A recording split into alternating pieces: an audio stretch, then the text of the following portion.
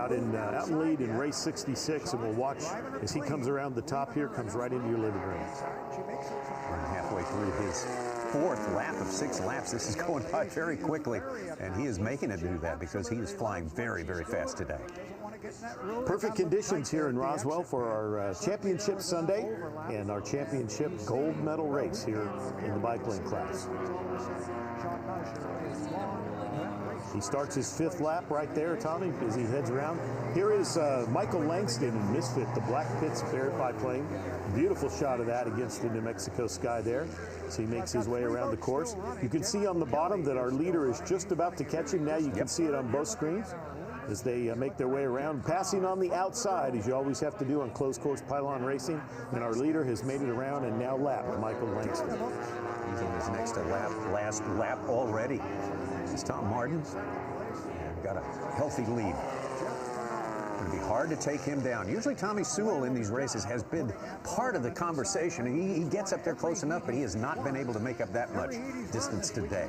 There's our battle for third. You see Tommy Sewell taking it a little bit higher than he has in the past, and Andrew McVicker is bouncing through the wake turbulence there, but there's our leader. Just went by the home pylon, around pylon number 1. We're on the white flag lap, Tommy, and this will be the final time around here in the gold medal pairing. Sam Swift hanging in there in 3rd place as best he can. Tommy Sewell hanging in 2nd place, I should say, with Swift. That's plane number 3. Race number 3. You can see on the bottom our 2nd place airplane, Sam Swift, is just passing Langston and lapping him. But our leader up top is headed around pylons 4, 5, and 6 for the final time, as he's apparently going to bring it home wire to wire here in the gold medal pairing. As we watch him begin to roll to the right here, wings level as he rolls into the Valley of Speed, the home stretch. One last time, this is race 66. Tom Martin, Irwina, Pennsylvania, and your apparent gold medal winner right here, Tommy. Absolutely. Wow. Good stuff. Sam Swift comes across in unofficial 2nd place. We watch Tommy Sewell here on the top portion of our screen in 3rd as he makes his way around the southern edge of the course. But he's got right on his tail Andrew McVicker, who he passed early in the race, and McVicker is doing his best to catch him here on the final lap. Let's watch this, as this is the battle for 3rd place unofficially as they make their way to the home pylon. Can McVicker do it?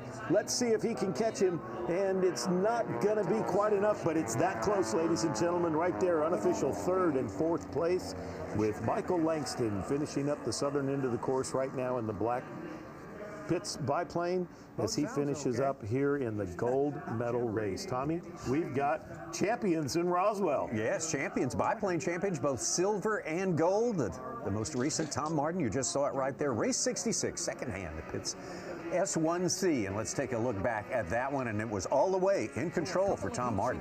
It was. There he comes by on the very first lap. This is the oral warm-up lap, but he was out front. Tommy, he never looked back as he makes his way around the beautiful yellow biplane there, as he makes some great camera shots against the New Mexico sky. This race played out all the way around with Martin just kind of pulling away from the field, but right here Tommy Sewell was able to get by Andrew McVicker and then hold on to 3rd position. McVicker did his best to make a race of it. There you see our leader lapping Michael Langston late in the race, as our leader was just absolutely on rails.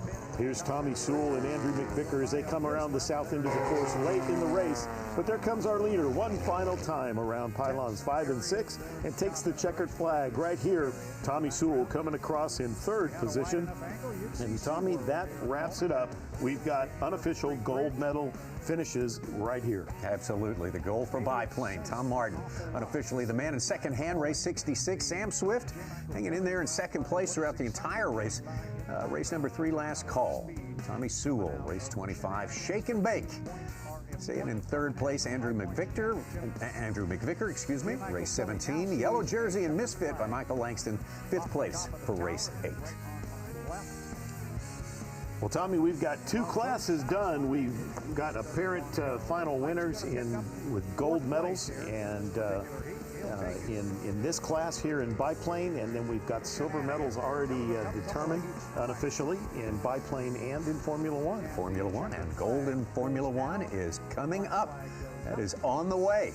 Once again, congratulations, Tom Martin, a dominating performance this week in Roswell, New Mexico. And biplane is always super entertaining. And now we will turn to the oldest standing class here in the National Championships when we return with the F1 Gold.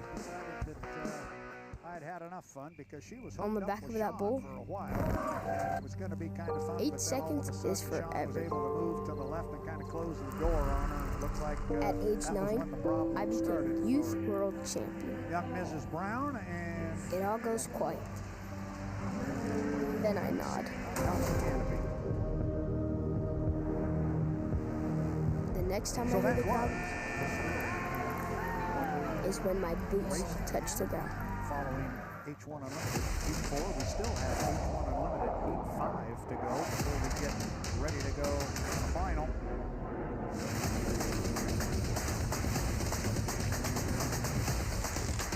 So I'm going to make a quick check on the schedule that I have because I believe we've got opening ceremonies coming up, and indeed we do. They are slated to go at 11:55. So we'll see on my handy-dandy watch here where we are. We're at 11:47, so the timing here again on the part of the San Diego Bayfair is very, very good. We see rescue boats beginning to move as they may be included as part of our opening ceremonies. But ladies and gentlemen, there is a place where there are no roads, next. No conveyances beyond 2 legs opening or 4. From having done them many years. It's a vast swath of land set aside for adventure, for animals, for nature. And we have a couple of special features that are ready to go for this year's opening ceremonies. We're the visitors 2025 here San Diego in America's Bayfair, first designated wilderness by Samson Rope, the Gila.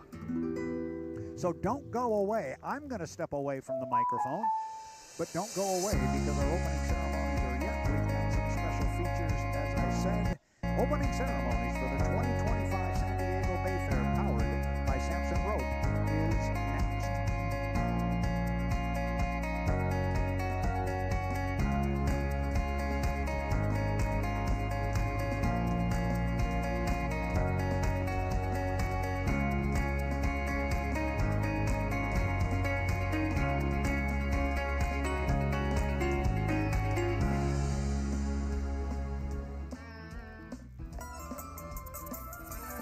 Took a little while for the weather to clear out. We had a bit of fog this morning. Unusual to have fog just about anywhere in New Mexico in the morning, but the big rains yesterday made that a thing early on. It delayed us for a little while. Waited for the ceiling to reach acceptable levels, legal levels, to do any flying at all, and then to be high enough, 3,000 feet, so we could do the pylon racing and the air show elements, both of which we have on the way. Plenty of them coming up through the remainder of our live coverage of Championship Sunday, Medal Day, the National Championship Air Races, Roswell International Air Center in New Mexico. Crowd on hand. Okay, eBay. On this day, a very, The place for pre-loved and vintage fashion. eBay, things people love. Climbing, you can see some of our fans are even got their fans out or waving. But look at the great crowd in the box seats here in the front, Tommy. Beautiful weather. The clouds you mentioned are now all gone. Yep. We're dealing with the sun. It's a beautiful Chamber of Commerce day. We've had 2 silver races. We've awarded a gold medal unofficially already, and we're about to do it again here in Formula One. And then we've got T6 and Jet coming this afternoon, in addition to more air show activity this afternoon as well. So we are nowhere near done. It's just getting started. All our content is yet to come. The majority of it is yet to come, and it's all great stuff. The air show quality here is always magnificent. This may be one of the best years yet, too. Absolutely. We got a phenomenal lineup in the air show that we'll talk about a little bit later. We've got our Formula One gold pairing, our gold race, our medal race, championship day. But Tommy, let's look at where are we in Roswell? Well, we are down in the southwest part of the United States, here in the southeast corner of the land of enchantment, the state of New Mexico, fabled Roswell, New Mexico, fabled for all sorts of fact and possible fiction as well. At any rate, either way, it's always a destination for people when they get into this part of the country. They will go out of their way to visit this unique part of the world, Roswell, New Mexico, and this brand new facility. They moved heaven and earth to make this happen in just 2 years, moving the whole thing. 60th year, we're going to have it right here, and so they did. They got it done. We're having the 60th National Championship Air Races here on this new facility. Let's take a look at the schedule for the next hour or so. 3:10 coming up next. Formula One Gold. We'll have another gold champion when we get through with that one. That's going to be a good race right there. T6 drag racing is on the schedule. That could be a couple of quarterfinals and a semi. I don't know exactly how the lineup's being worked out, but we'll keep you posted on that. Get ready for that. At any rate, we'll have T6 racing in earnest for the gold later on today at 5 p.m. Eastern Time. And before that happens, we will have the Jet Silver heat. We will, and final at the end of the day, after some of the air show activity, we'll do Jet Gold as well this afternoon. Yep. And we've got a lot coming there, Tommy, and just want to tease one little thing that air race fans, I know if you're dialed in with us, you are part of our September family. And you saw the graphic a minute ago of all the existing courses with the F1 and biplane course and the sport course and the T6 course and our jet course, the biggest one on the outside. The folks in Roswell and the folks that have put this together have in development an even bigger jet course. They're calling it Jet Demo for now. The authorities, the FAA and other folks have already approved the design.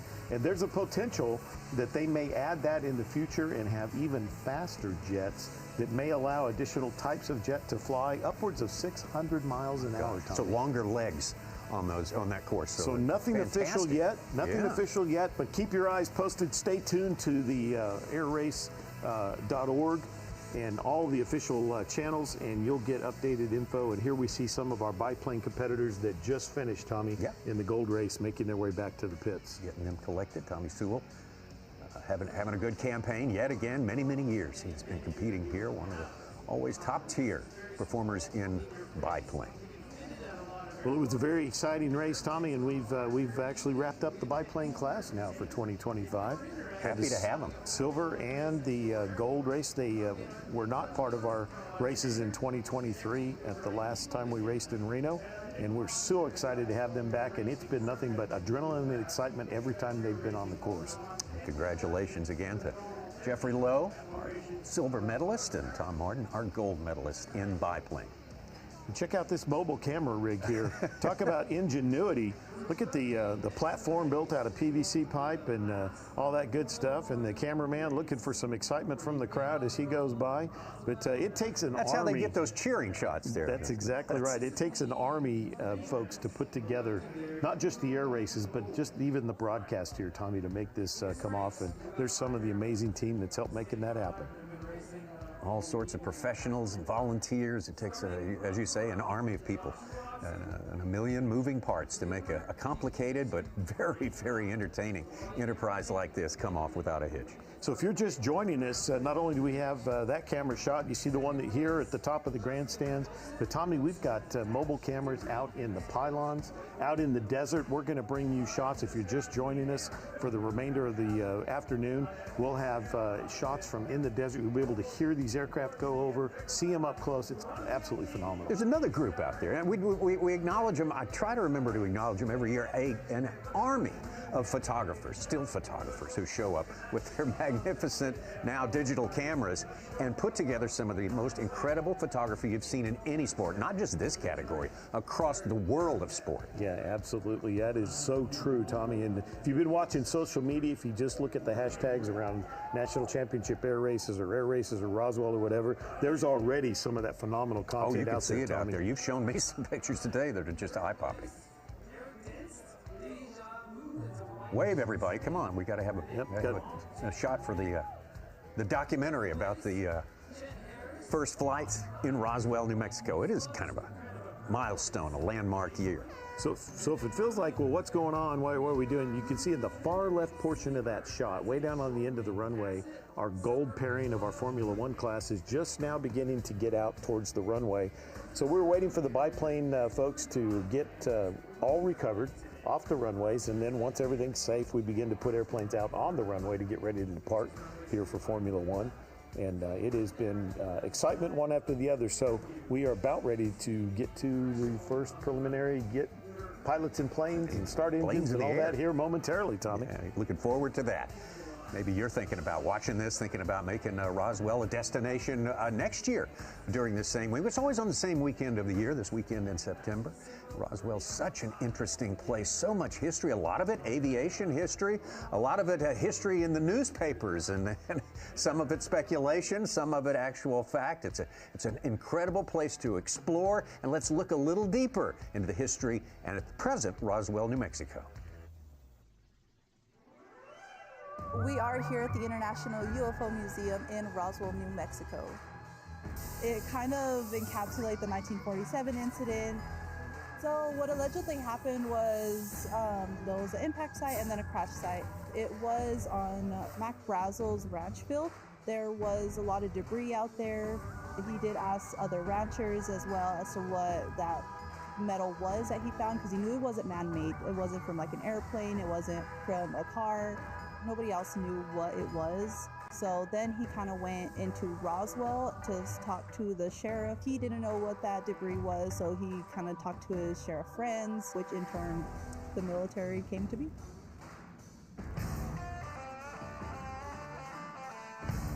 We're known all over the world. When you go somewhere, they know about Roswell and they know about unidentified flying objects, and that's been a very successful thing for us in New Mexico. Growing up here, you know, we talked about the Milky Way when I was young. Today at our UFO museum here in town, we get about 850 visitors a day come through here from all over the world. So it's a huge event here, you know, for our community. You just can't get that kind of tourism out of anything. It's one of the most visited museums in the state of New Mexico. In about 1947, we had it was just about the 4th of July. There was a space vehicle came through, and it was turning, and it crashed up about 20 miles from town. And the rancher came to town and told them that there was something had crashed out there, and they sent the Air Force out there to look and find out what it was. And it was identified as an extraterrestrial vehicle, they thought. And I can remember we used to sleep outside a lot at night, and in the stars you could see a lot of things, but when you saw something going by, you knew there was something different. Whenever they took it to the Air Force base that we have here in Roswell, it was way down south, they found bodies of aliens. 2 of them were deceased, 1 was alive, but it wasn't like entirely alive where it was super animated. They took him out to the old Air Force base. They kind of had to bring in nurses to kind of see what was going on because they wanted to run tests on it, but didn't know exactly how to keep it alive for much longer. Nobody really knows what happened to the aliens at all. There are a lot of conspiracies that do say that they are still at Wright-Patterson in Ohio. Some believe that they are still in the Air Force Base, that they are underground, and some believe that it went to Fort Worth, Texas. If you're visiting for the Roswell Air Races, the International UFO Museum here in Roswell is the best place to come and visit.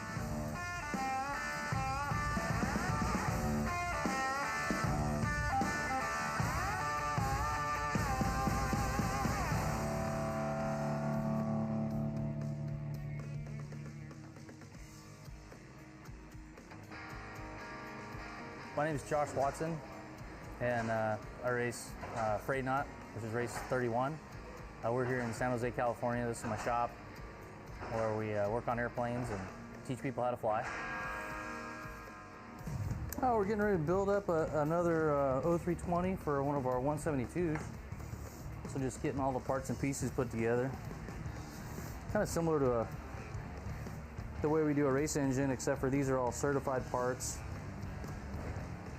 Versus a race engine where everything's custom. Every piece and part on it's custom and modified for the specific purpose. You know, this one's good. This engine here is good for 2,000 hours of operation, whereas a race engine is good for 5 hours. my wife and I both own the school. We came together and purchased it, and we've built it to what it is today. And we went from just a few students and a few airplanes, and now we have many of both.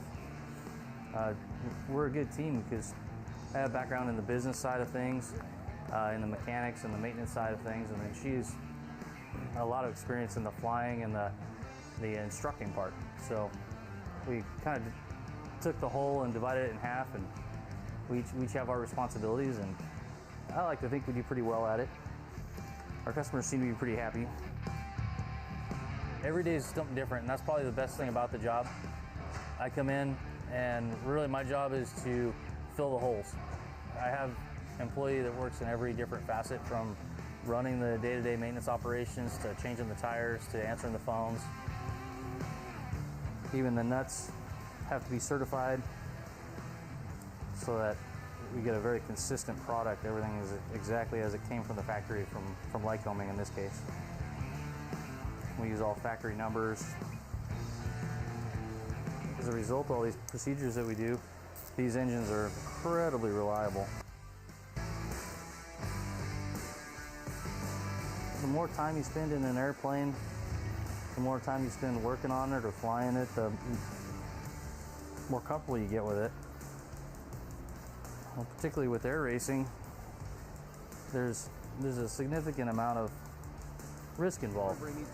And so the way to do something that involves risk without any way to mitigate that is reckless.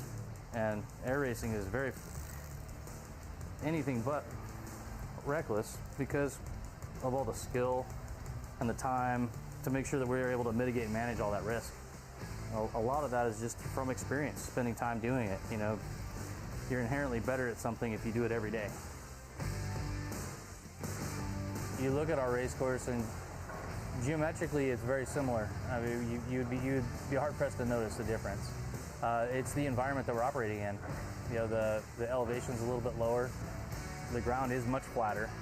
As it turns out, the two runways that are there, along with Cessna Row, give us everything we need to operate safely. We're excited about where the hangar location is. We'll be close to spectators, and I think it's just going to be exciting to be part of a new event.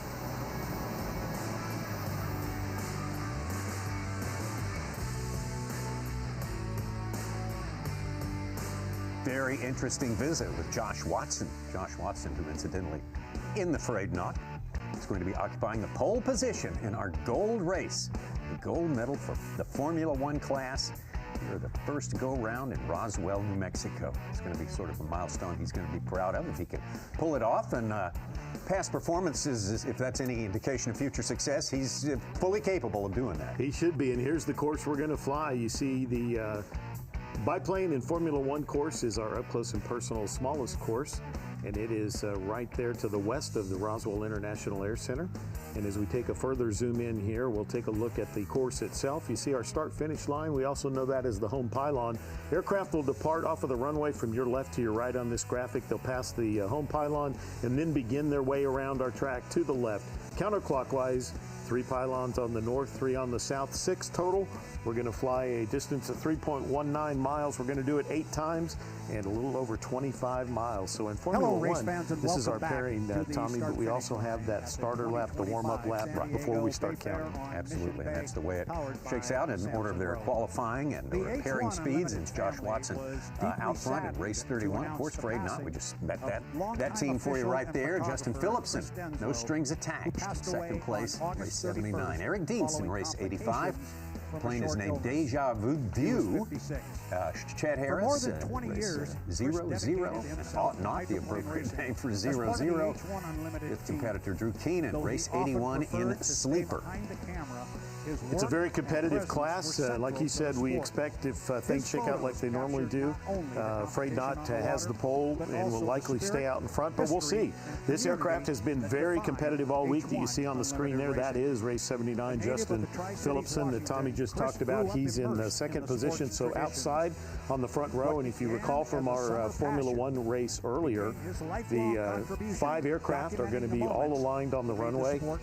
And unlike biplane that we just saw in the gold, when the green flag drops and we go, these all depart at the same time. So they're spaced out on the runway in 2 rows of 2 and a single aircraft in the middle. So it should be 2, 1, 2. And then we have all of them going together. So we're going to look for the flags momentarily. And there they are, Tommy. We're underway. This is the gold medal race here in Formula One. Family and friends during this difficult time. Again, as you mentioned, Rod, they're going to do one warm-up lap before we start counting laps, and there will be 8 laps total once we start the counter going. F1 gold. Great shot there of Justin Phillipson on the left in race 79. Eric Dienst was beside him in race 85, the white shoestring aircraft. Both of these are shoestrings. We have 3 different types of airplanes. We have the shoestrings. We have some Cassett racers that we saw earlier. We've got a couple in this class as well, and then the Gilbert DG2 in frayed knot. And you see frayed knot making his way through the pack there in the way that we departed. On the lineup on the runway was a little bit different than how they were paired on our pairing, was a bit, yeah. Tommy, but I think all of that had to do with just timing and speed and safety as well. Sure. Getting airborne. But we're airborne now. Don't forget, this is the starter lap of the oil warm-up lap as they make their way around. Here's what it's going to sound like on the southern end of our course as we'll pause and let you hear that go by on some of the laps as they make their way around. But right now in the lead with the inside track is Justin Phillipson in race 79. And he is out front right at the moment. Pretty sporty qualifying time, 245 plus miles an hour. Again, we have the split screen shot here so you can see the close-ups up top and down low, a little bit broader view. And if you watch the bottom portion of the screen right now, you see right passing home pylon on the backside of the course. You can see Josh Watson in race 31 in frayed knot is passing Eric Dienst in race 85. Now he's passed. So frayed knot, Josh Watson now in second place. You can see that. And just ahead of them, coming around pylon number 5 and head for 6 is Justin Phillipson in the lead at the moment. But Josh Watson is on his way, I believe. Oh, yeah. He will be arriving near the front before too long if previous races are any indication at all. There you see a great look at our leader right now, Justin Phillipson, no strings attached. He's no stranger to that. He's been out front in a bunch of the races this week as we get ready for this gold race. There you see on the bottom of the screen, you can see him far left and frayed knot right behind him. And then over to the right, you see Eric Dienst in race 85. There is frayed knot, race 31. Look at the wing shape on this as he rolls up in the left turn there, Tommy, versus the shape of the wing here on the shoestring. Only one of all of our F1 racers here with that particular wing shape. What would you call that? Kind of a scimitar shape. It's an all-composite airplane, but it's very fast. But look here, Tommy, we got a race for the lead right here. Here comes frayed knot with a potential pass. Now he's got to pass on the outside here in closed course pylon racing. Look at that side by side, Tommy. That is what this is all about. Competitiveness. We've got the aircraft trying to get by, has to take the longer way around, and he's not able to do it here on the north end of the course. Let's see what happens. The bottom of the screen you can see as they roll out on the flat straight portion. There he goes, Tommy. He has been able to get by. Let's see if he can hold it as they roll into pylon number 4 there on the south end of the course. He appears to have made the pass. He's going to stay high as he goes by, and the aircraft or the pilots are talking to each other, letting each other know when they're clear. We'll be able to hear some of that occasionally as well. But our new leader now out front, the number 1 qualifier, Josh Watson, race 31 in frayed knot. Frayed knot, race 31, missed the 2A race there because of a little mechanical issue right before, just moments before the start. Came back big time yesterday.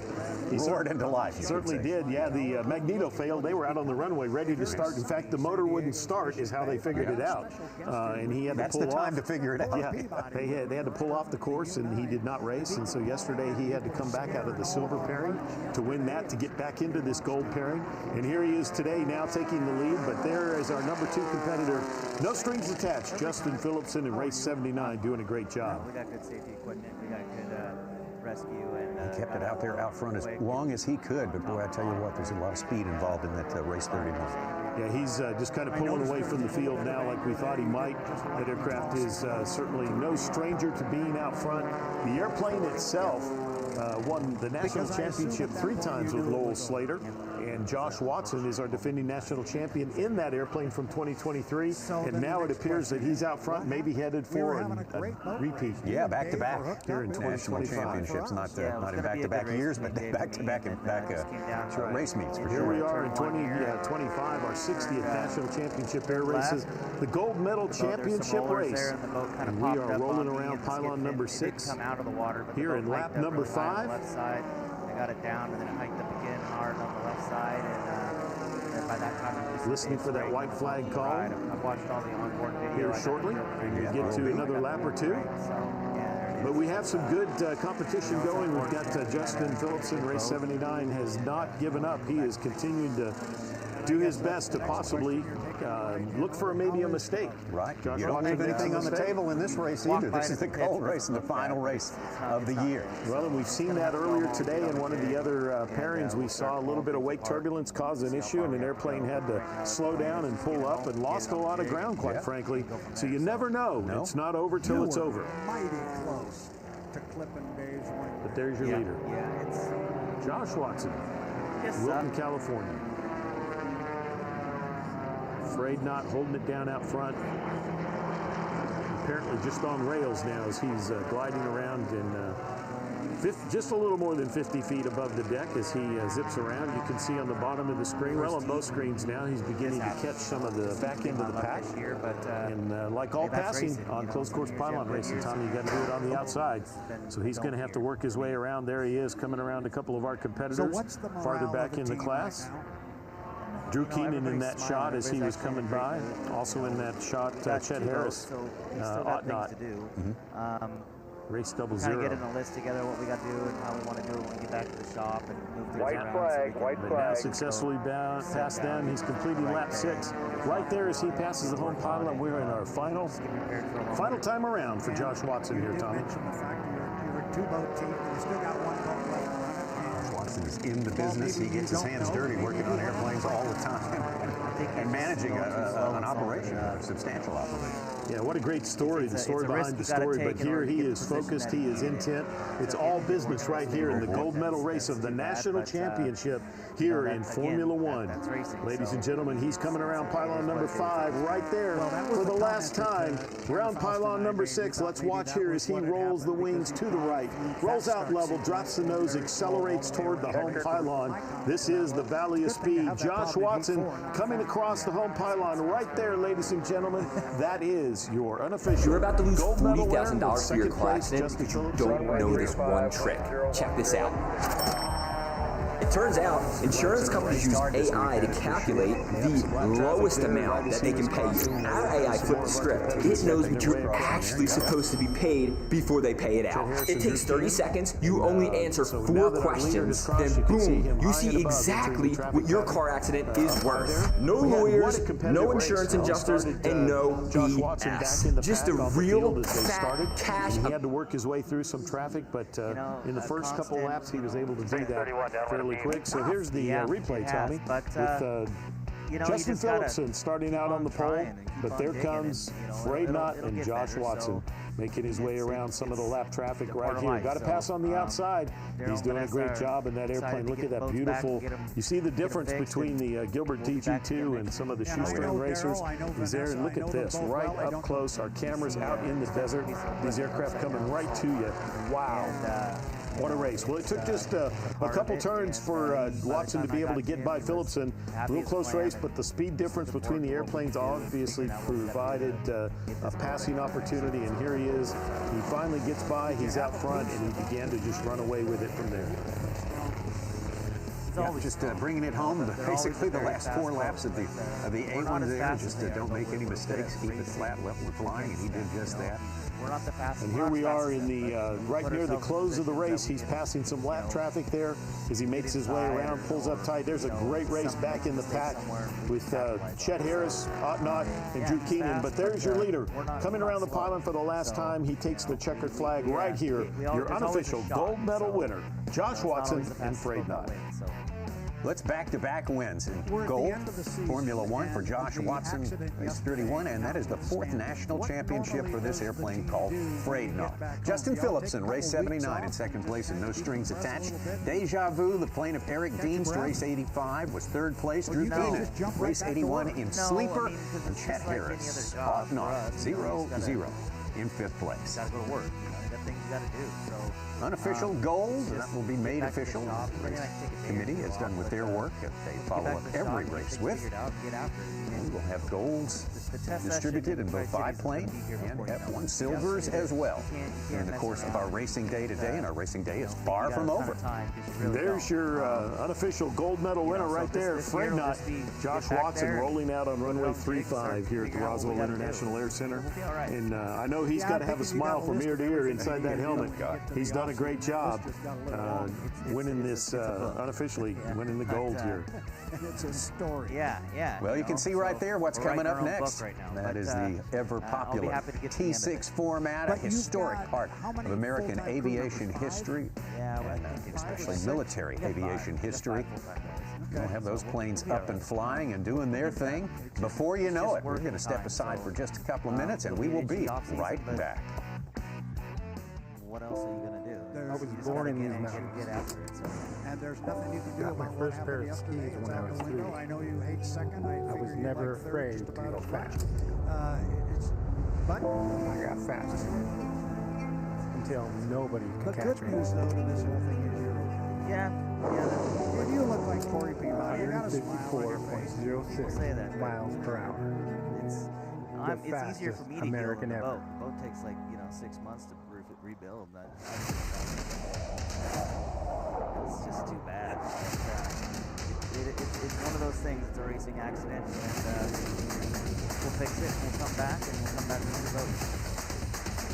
That's good news. I want to shift gears on you, but just a minute here. You can see my paper here in front of me. Not that, but that name right there, Chet Bernard in GP79, that thing is running like a rocket ship. Where did all that come from? It's fast. It's very fast.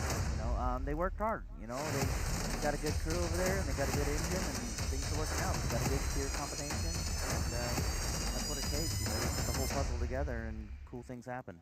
Well, it's cool things are happening for them, and we've been talking Straight about how they're down focused into on the getting core that win of for Mike Grindell and 700 GP. feet But beneath right now, the it's all about you being over here. Stalagmites and stalactites, million-year-old all-stars in a natural stadium, carved by water, populated by bats, and marveled by all. Carlsbad Caverns National Park. And knowing those of us on the live stream side, you'll probably get a phone call from us. We'll want to come over and peek. Yeah. See how it's going. Yeah, come on over. You know where it is, so. I do, and chances are you'll put us to work, and that's fine too. We'll come over and see the strong racing team and see you. I'm just glad you're doing okay. Bring the tie back, Sue.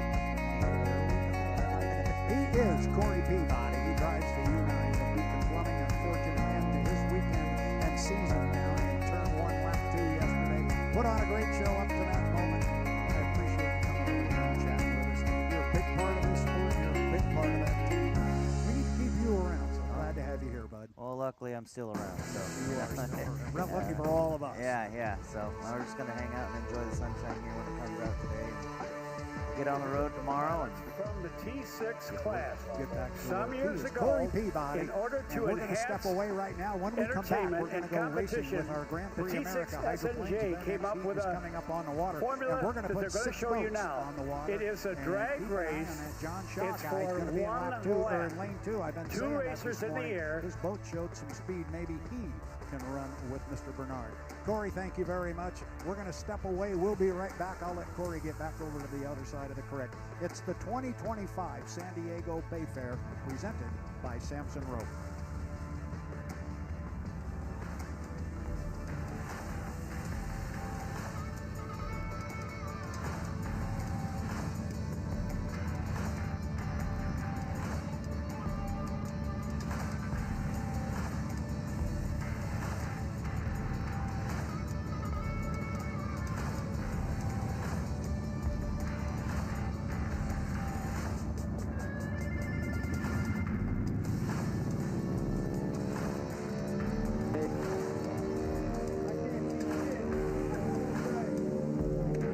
Here's our first heat of the T6 drag racing. That 66 gunslinger, Vic McMahon.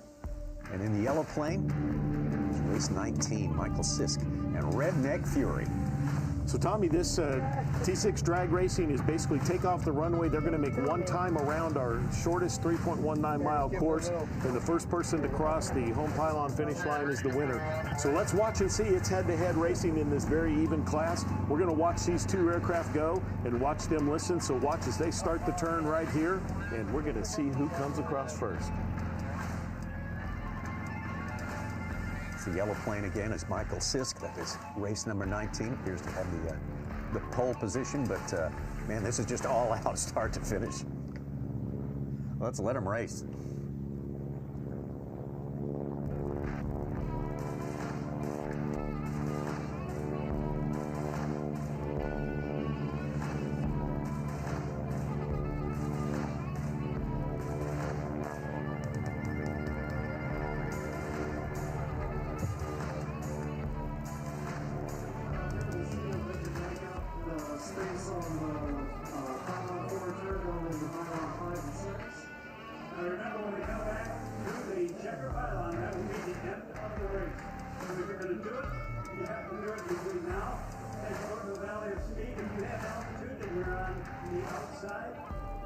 Tommy, we're going to get to listen in as they come around the southern end of the pylons. Listen in right here, radial engine. 66 has cut the distance, cut the deficit to number 19. Very, very close as they get close to the conclusion of this race. It's coming right up on us. Well, Tommy, there they are, rolled out, headed straight for the home pylon as they come around pylon number 6 here on our up close and personal course. It's going to be side by side, Tommy. This could be exciting. This is why we call it T6 drag racing. Look at this, 66, Vic McMahon, gunslinger. He's got some speed. Is he going to get him as we come to? Oh my goodness, Tommy! Oh, wow. Look at the left gear on 66. It never fully retracted. Well, so even with a little bit of additional drag there, he pulled the lever up again. He had enough speed to overcome and pass Michael Sisk. That's what T6 drag racing is all about, right there. Well, here's our next two competitors. Our next two planes in the air. That is 18, Bama, Bell, Leoma, and I believe the red plane.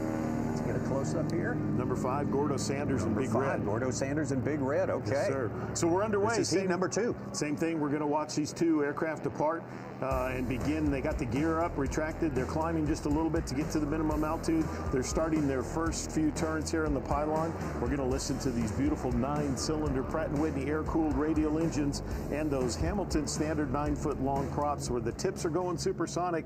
Tommy, it's a sound of freedom. Let's listen in and watch them race.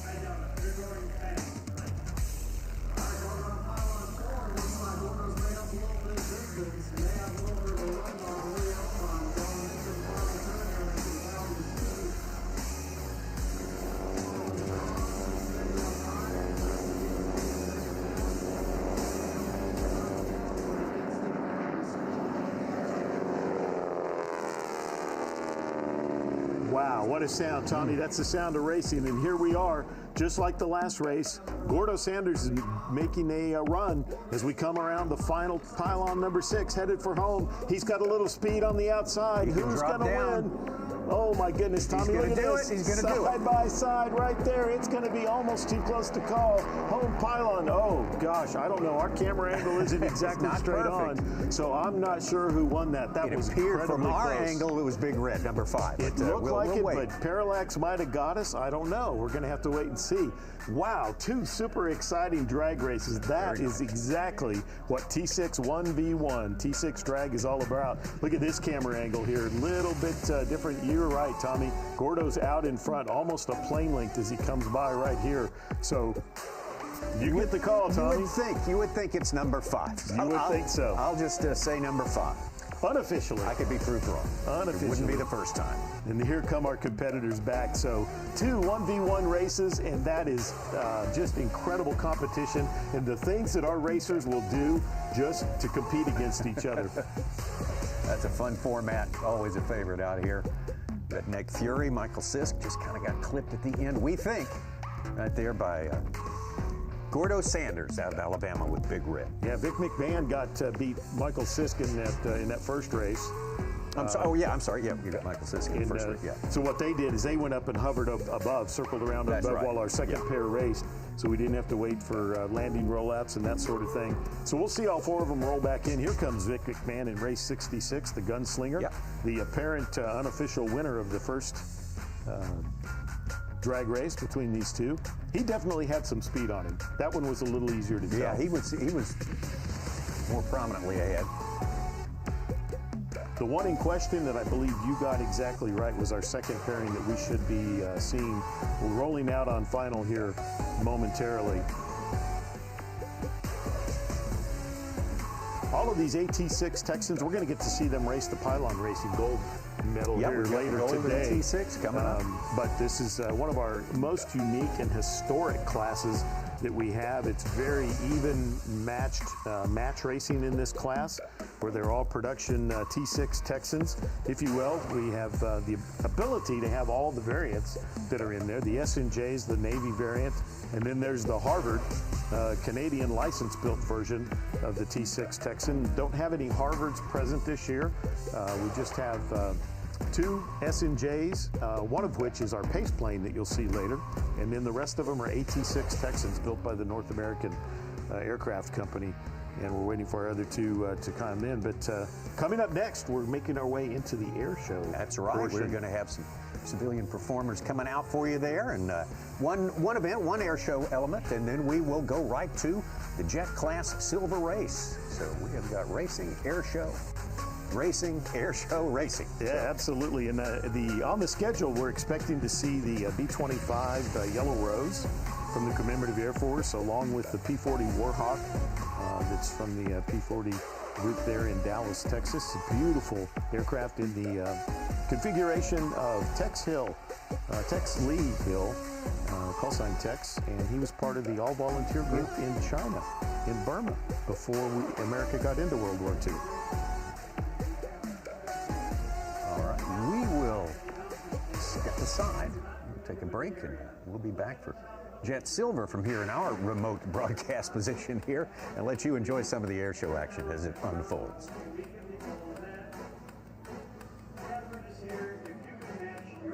On the American Express Gold Card, with your driver's license, it will be back in your hands.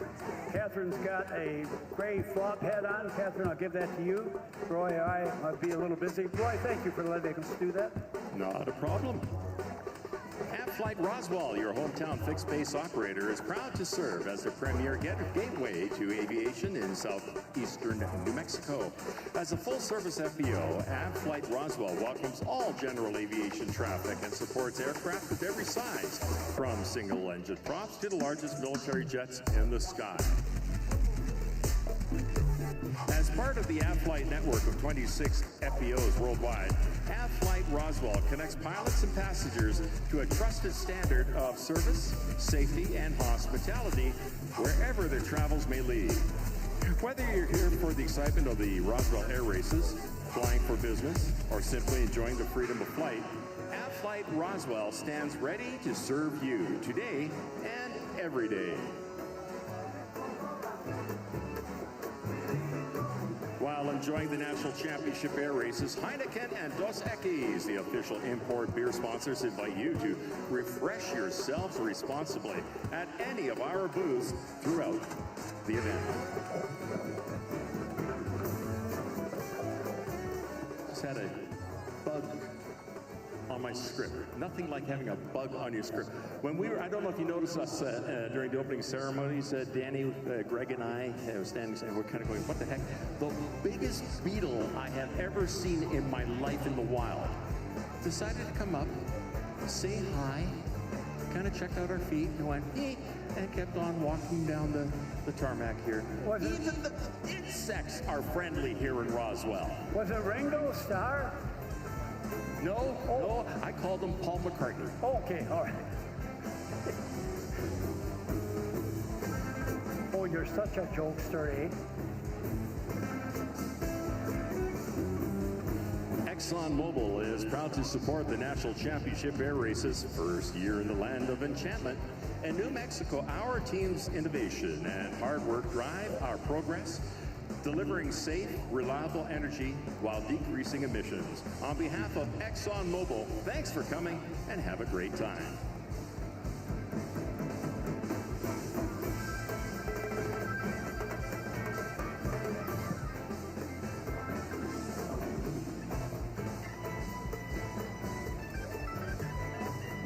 Since 1932, GECU has kept the credit union people helping people philosophy at the forefront of everything we do. Today, GECU proudly serves members across Texas and New Mexico, and we're excited to be expanding to new communities. GECU is proud to be a sponsor of this year's National Championship Air Races. For more information on becoming a member, visit gecu.com.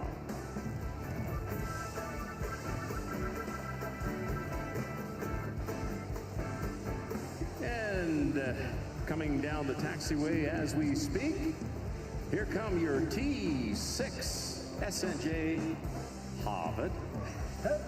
Hey, drag race group, give them a big wave, as I like to say. Wave your arms, wave your hat, wave grandma. Put me down. Yes, put grandma down if you brought her, please. There we go. Give them a wave and show them your appreciation, folks. It is Vic McMahon and the Gunslinger, Michael Sisk in Redneck Fury, Lee Ullman in Batmobile, and Joey Gordo Sanders in Big Red, Big Red. Bob from the T6 SNJ Harvard class, something they invented several years ago.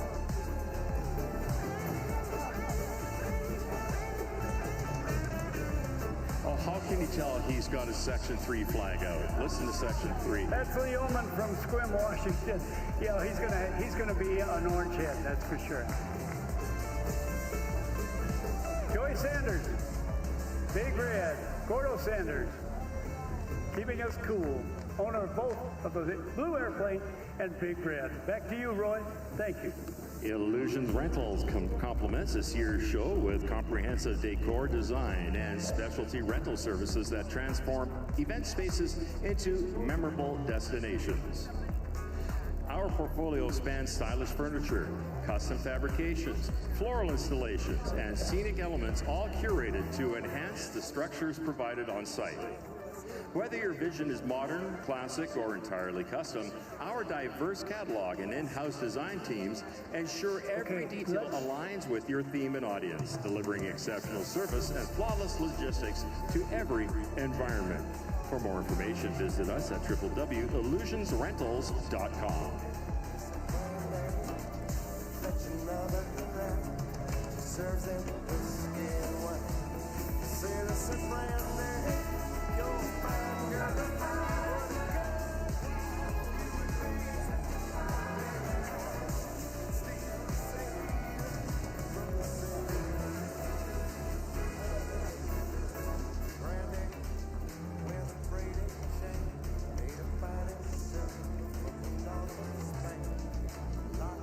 Folks, just want to remind you, especially those of you in the box seating in the front here, that you can please be seated during the races. That allows the folks behind you to see the races unobstructed as well. That goes for anywhere on the stands or in the box seating. Once again, during the race, if we ask you to please be seated during the race so those behind you can see the field as well. Thank you. Make sure you reserve your rental car today. Ride to the 2025 National Championship Air Races with Rent a Toyota. Hassle-free pickup, ready-to-go vehicles. Visit RoswellToyota.com.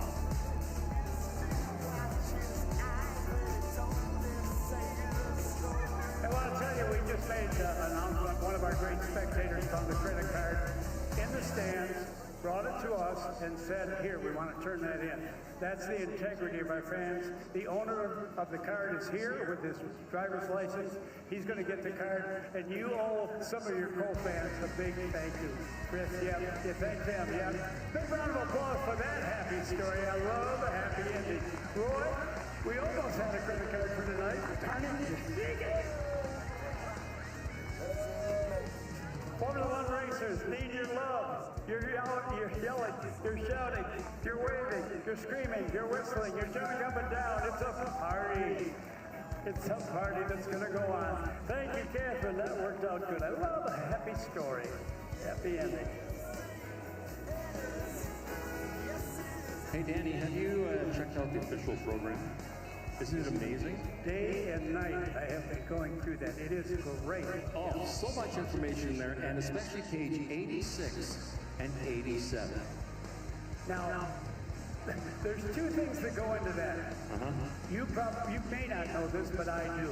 If you're in a cocktail lounge and you get 86, it's not good. All right, that's what I know about 86. What do you know about 86? Maybe that's why they put my picture and your picture on page 86 and 87. So I don't know, but two of the handsome guys you'll see in that book. On that page. On those 2 pages are right there. Anyways, no, seriously, pick up your official program and all the swag too. There's hats, there's shirts, there's pins, yes, there is everything there. And as Danny liked to say, you could do your Christmas shopping early.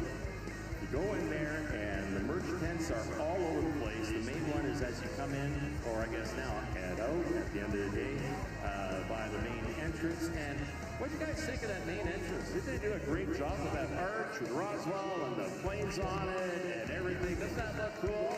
That looks cool. The other thing that's cool is the Roswell home pylon at night. They have floodlights on it, and it's all lit up. And I know you guys don't get to see it, but those of us who are here working late at night, it is just as coolest thing. Love it here.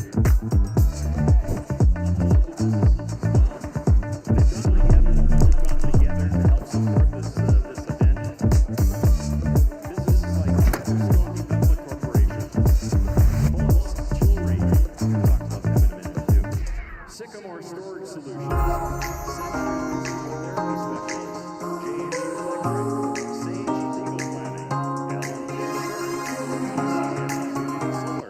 Ron and Cynthia Miller, and the UFOs.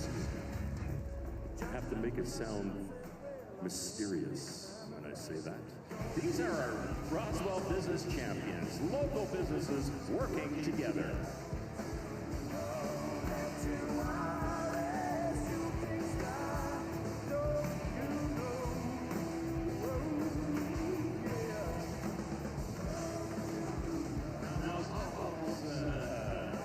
Jewelry since 1926, by the way. They have put together a beautiful ring. It's the official ring of the 2025 air races. And it is the traditional air race pylon with the planes going around it. And of course, that is the very first RARA air race here in Roswell. On the other side, on the side of the ring, is the Battleborn emblem, the Mad State motto. And on the other side is the Zia sun symbol, of course, the sacred emblem of the Zia people, and the state symbol of New Mexico. This ring is incredible. Make sure you go see the folks at Pulse Jewelry, and you can purchase yours, and when they get all the purchases together, they will manufacture the rings. It is an incredible keepsake, so make sure you check that out. And check out the Pit Pass, too. Let's see, Pit Pass today, $39 for adults, $26 for kids. And that gets you into the pit area where you get up close and personal with the pilots, with the aircraft. You can see the civilian performing aircraft that are here as well, and much more. Some great displays and things to see in the pit area, but you got to have a Pit Pass. To get that, and today again, the Pit Pass is $39 for adults, $26 for kids.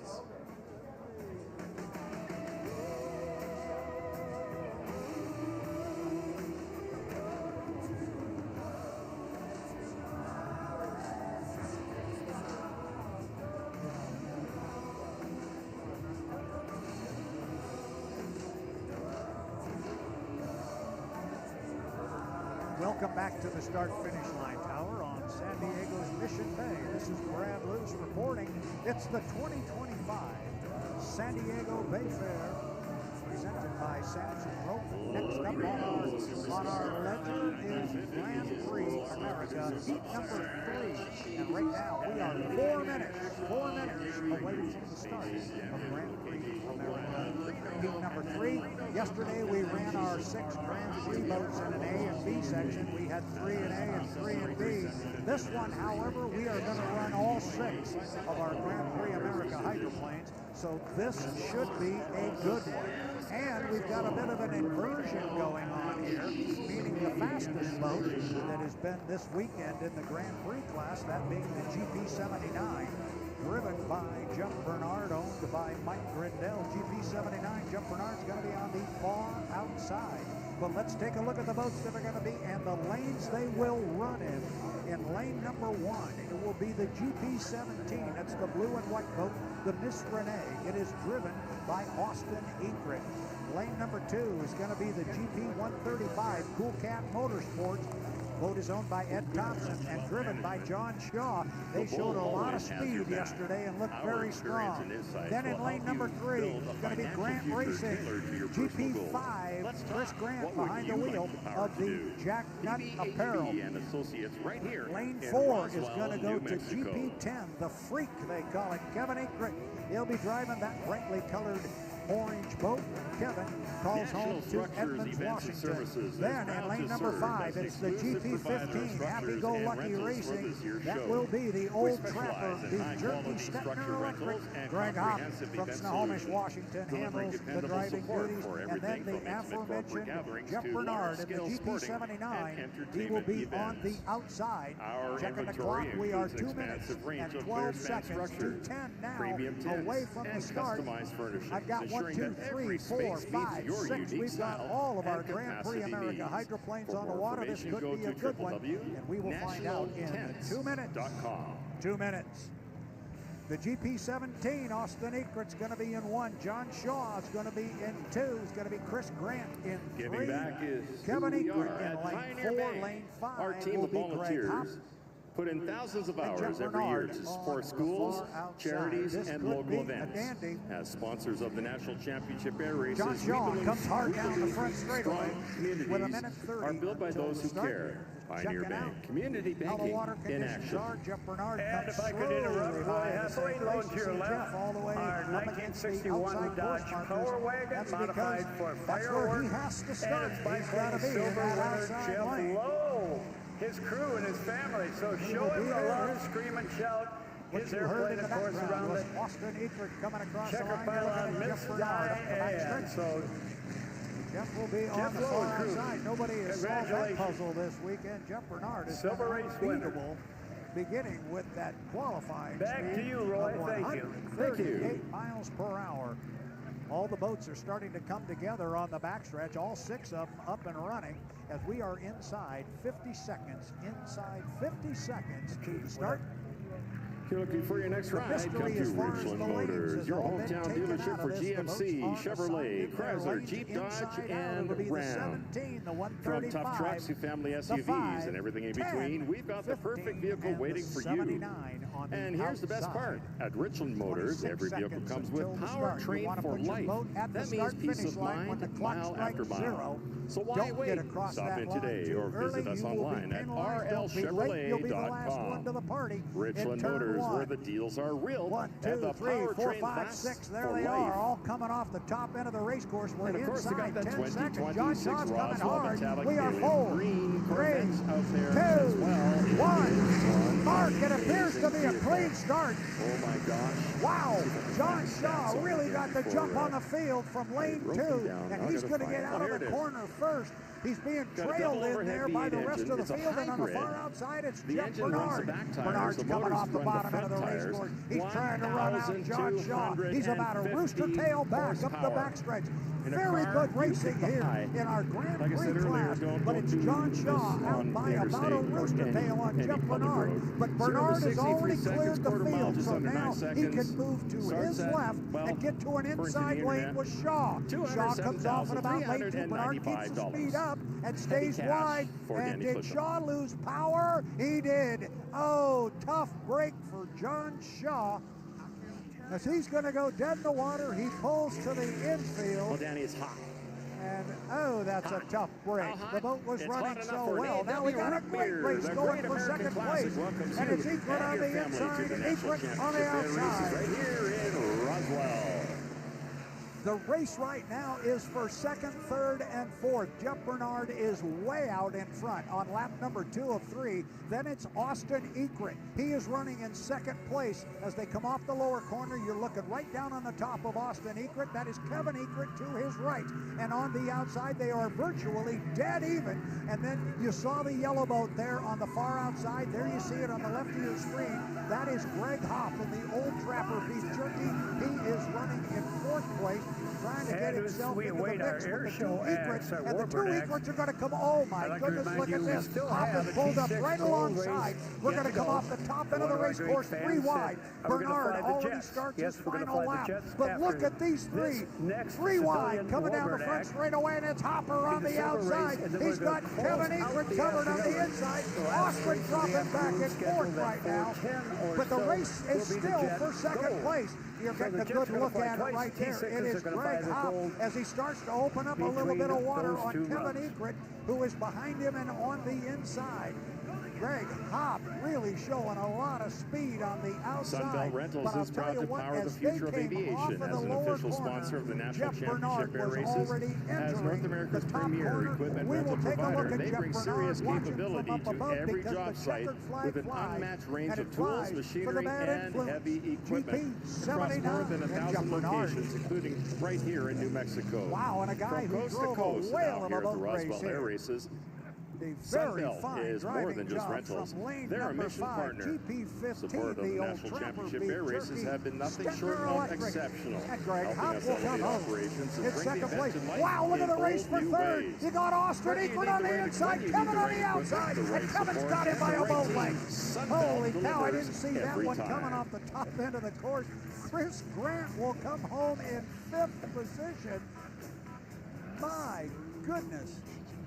The Valley Bank of Commerce and Capital Asset Resources got are a proud little sponsors of the exciting that I didn't know 2025 exactly. National All of a Championship sudden, Air I turned Races. and looked up the Valley race Bank course, is especially and honored to have been Kevin recognized as the Egret and 2024 Austin Extraordinary Egret Bank at of the Year, their feet just a testament to their buried commitment to into the excellence, service, accelerator. and The community. boats were flying, Together and with Capital Kevin Asset Egret Resources, got to they the celebrate the finish line passion, first. innovation, and competitive Some good spirit racing, that but a defines the tough, National Championship Air break for Races. John Shaw Valley in Bank the of Commerce and Capital 135. Asset Resources wish The Cool Cat everyone an Motorsports. unforgettable experience. It was going to be fun between he and Jeff Bernard. Jeff was really coming. but we Roswell knew that John skies had have a lot of always sparked speed. wonder. in that But when low it's the National profile Championship Cool Cat Air Motorsports, Races but it landing wasn't here, to be in it that wasn't one. just a win for aviation. It was a lift for As local John was jobs, coming youth down to the programs, and start-finish small line when business. all of a sudden the Excel rooster tail Energy dropped, is proud to and help power that that was the momentum, end of that energizing the particular heat. communities So and 6 experience boats that started, spark of innovation 5 and finished. fuel long-term growth. Unfortunately, We're the honored one to that power did the journey finish was as Mr. New Shaw, but Mexico once again, takes flight. GP 79, Bad Influence. Jeff Bernard out of Covington, Washington. Man, he has had a handful of aces so far this weekend. Top qualifier, nobody has been able to beat him on the water. He's not done yet, but it looks awfully good for Jeff Bernard in Mike Grindell's GP 79 Bad Influence. He was trying to run down John Shaw in the Cool Cat Motorsports when the engine let go on the GP 135, and as we spoke yesterday, the Ed Thompson, who owns the GP 135 Cool Cat Motorsports, has purchased the GP 79 Bad Influence from owner Mike Grindell. So certainly Jeff Bernard wants to end his Ladies and gentlemen, the Curtis P40. GP 79, they want to end it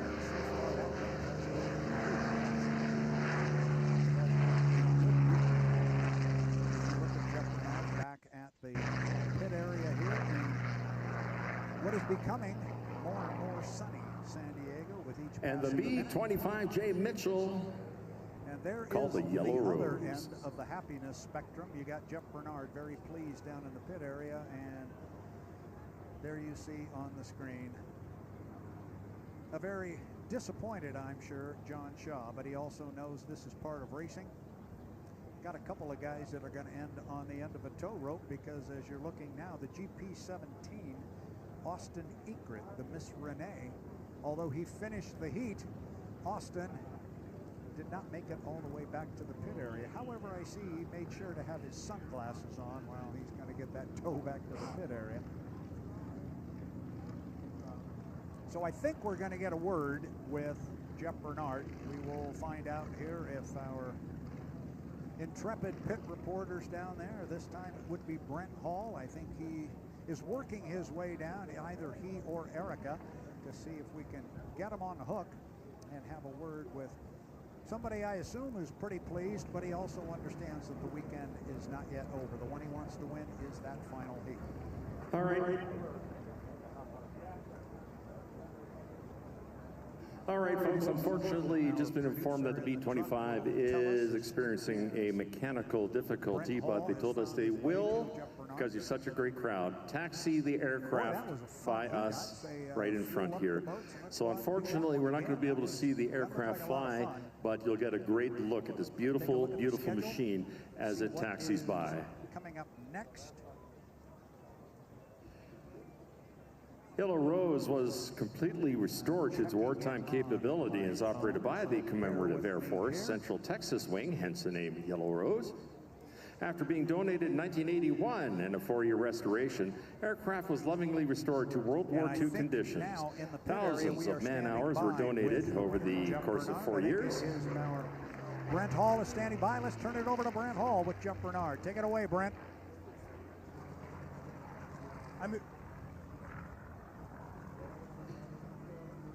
Over the course of 4 years by members and volunteers in order to bring the Rose back into full operation readiness.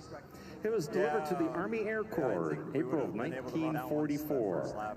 Signed to Shepherd Air Force Base in Texas, and spent the 70s in Alabama as a pesticide spare. Here she comes taxiing by the Yellow Rose. It made us have to run the hardest we've ran other than qualifying this weekend.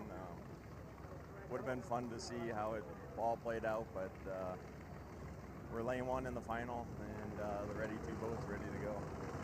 So one more heat left to kind of dedicate this to Mike Grandel. What's your thoughts there? Just don't jump the gun, make a good, nice, clean start. Lane one, we should be able to go out there and cruise. Hopefully no problems. Everything seems to be good in the engine. We had. And if you look here left, the Curtis P40 is making its way around. Show on the final, but looking forward to it. One last one, bittersweet. Love driving the boat, so we'll be back sometime. Who knows when? No, I know it, but in the meantime, I see your daughter there. Christabel's waiting for you. You're all excited for another heat win. Great job, Jeff. Thank you, Brent. Yeah, all good.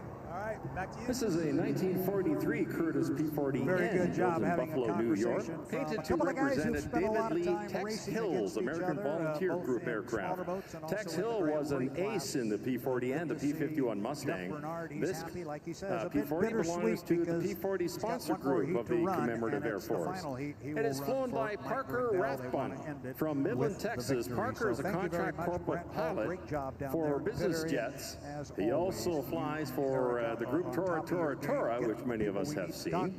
And this P40 is actually one of the most active So we're going to take a look P40s at on the the air schedule show here. I circuit. think next up we got some boat racing coming up on the other side. Next up on our schedule, right now it looks like 1:30. Coming up in about a half an hour, we will have H1 Unlimited, heat number 5. That appears to be what is up and next on the schedule, which means we've got about a half an hour Now, I where gotta we are going to mention step about away here Parker, for right the now, pilot of while that they run the aircraft. Grand National Final over on He's the a- other he's a pretty side old of guy. Mission Bay. We will step away, He's but we 22. will be back in plenty of time. Now, to you got to cover remember, all the World War action for II, H1 a Unlimited. 20-year-old Heat number pilot 5, was that will be our considered final old, preliminary of the day. because a and lot of then them are a it will lot lead younger than into that. the H1. In fact, my old next-door Unlimited neighbor, final. It's the flew 2025 Lancasters San Diego in Bay World Fair, War II, got powered shot by down 3 Samson times, Robai has and Brad DFC. Luce. We will be back with And H1 he was actually Unlimited underage. Racing He when snuck we have in boats on with the the water. Royal But for right Canadian now, Air we'll Force. sign off. If We'll be his back crew soon. would have known how young he was, he probably would not have been able to fly.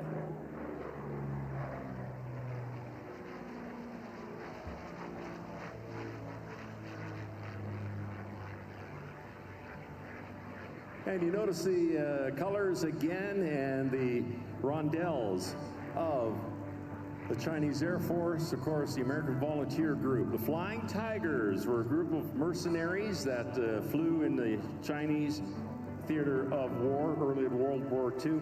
And you'll also notice that the cowl of the aircraft has that famous shark mouth on it.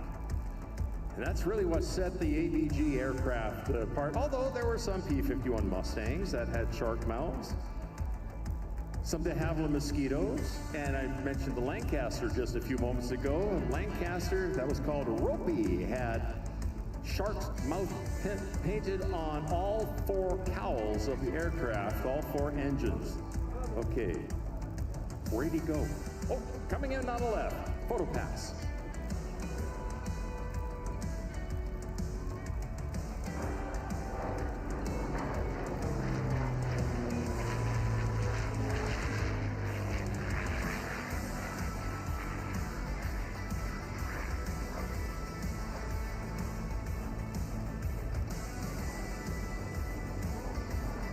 What do you think of that beautiful P-40, folks?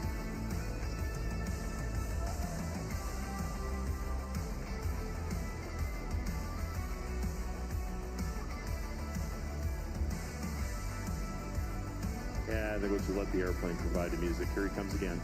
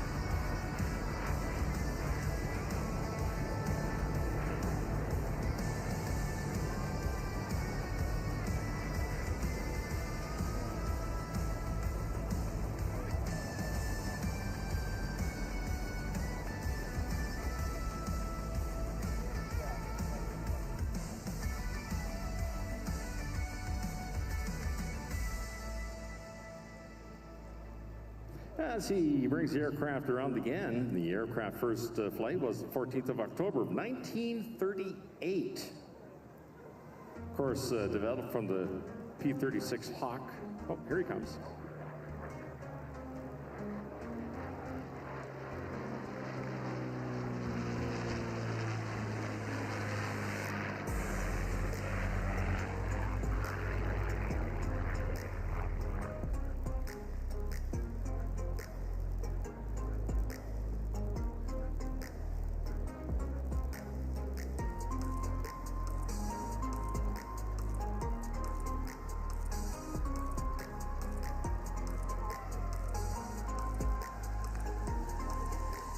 Aircraft was powered by an Allison V1710 engine, V12 of course, liquid cooled, 1,240 horsepower. Now you think about that and the Corvette that's in behind us. Pretty close in power, but this sounds wonderful.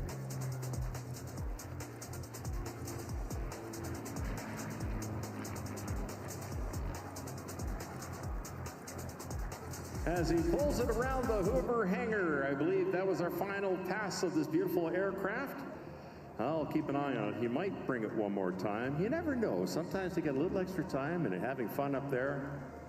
Wouldn't you want to stay up there if you're flying a beautiful airplane like this? Roy, other people's airplanes, other people's gas. That's utopia, that's heaven in the sky. No kidding, and he's going to burn some more gas.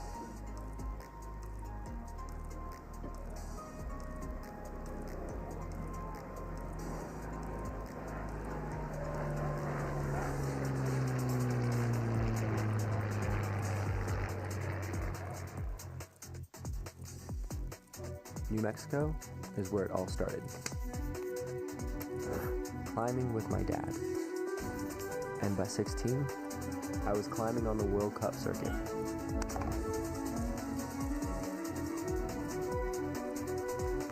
Scaling limestone walls and desert caves.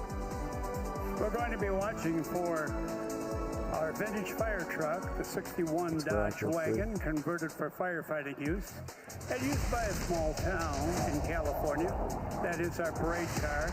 And as they come in from left to right, it is gold time. The gold winner and crew riding in the back of that old, gorgeous entity. By the way, Roy,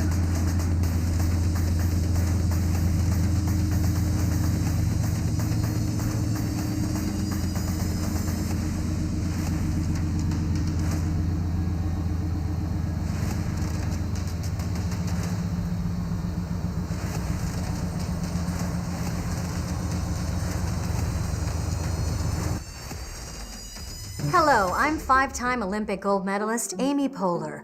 I've been asked to talk to you about the new puzzle game, Royal Kingdom. It is so much fun. It has absolutely no ads, which everyone can appreciate, and it has great graphics, and the animations are...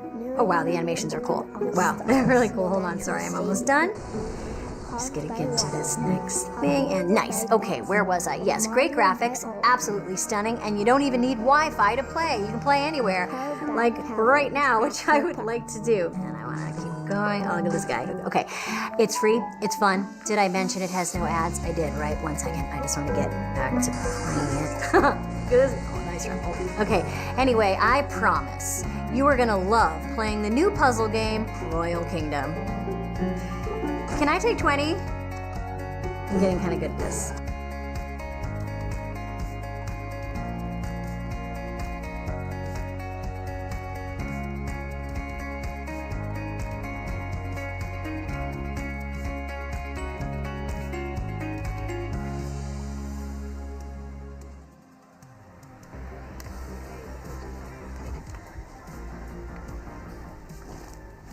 Pushing on into the afternoon.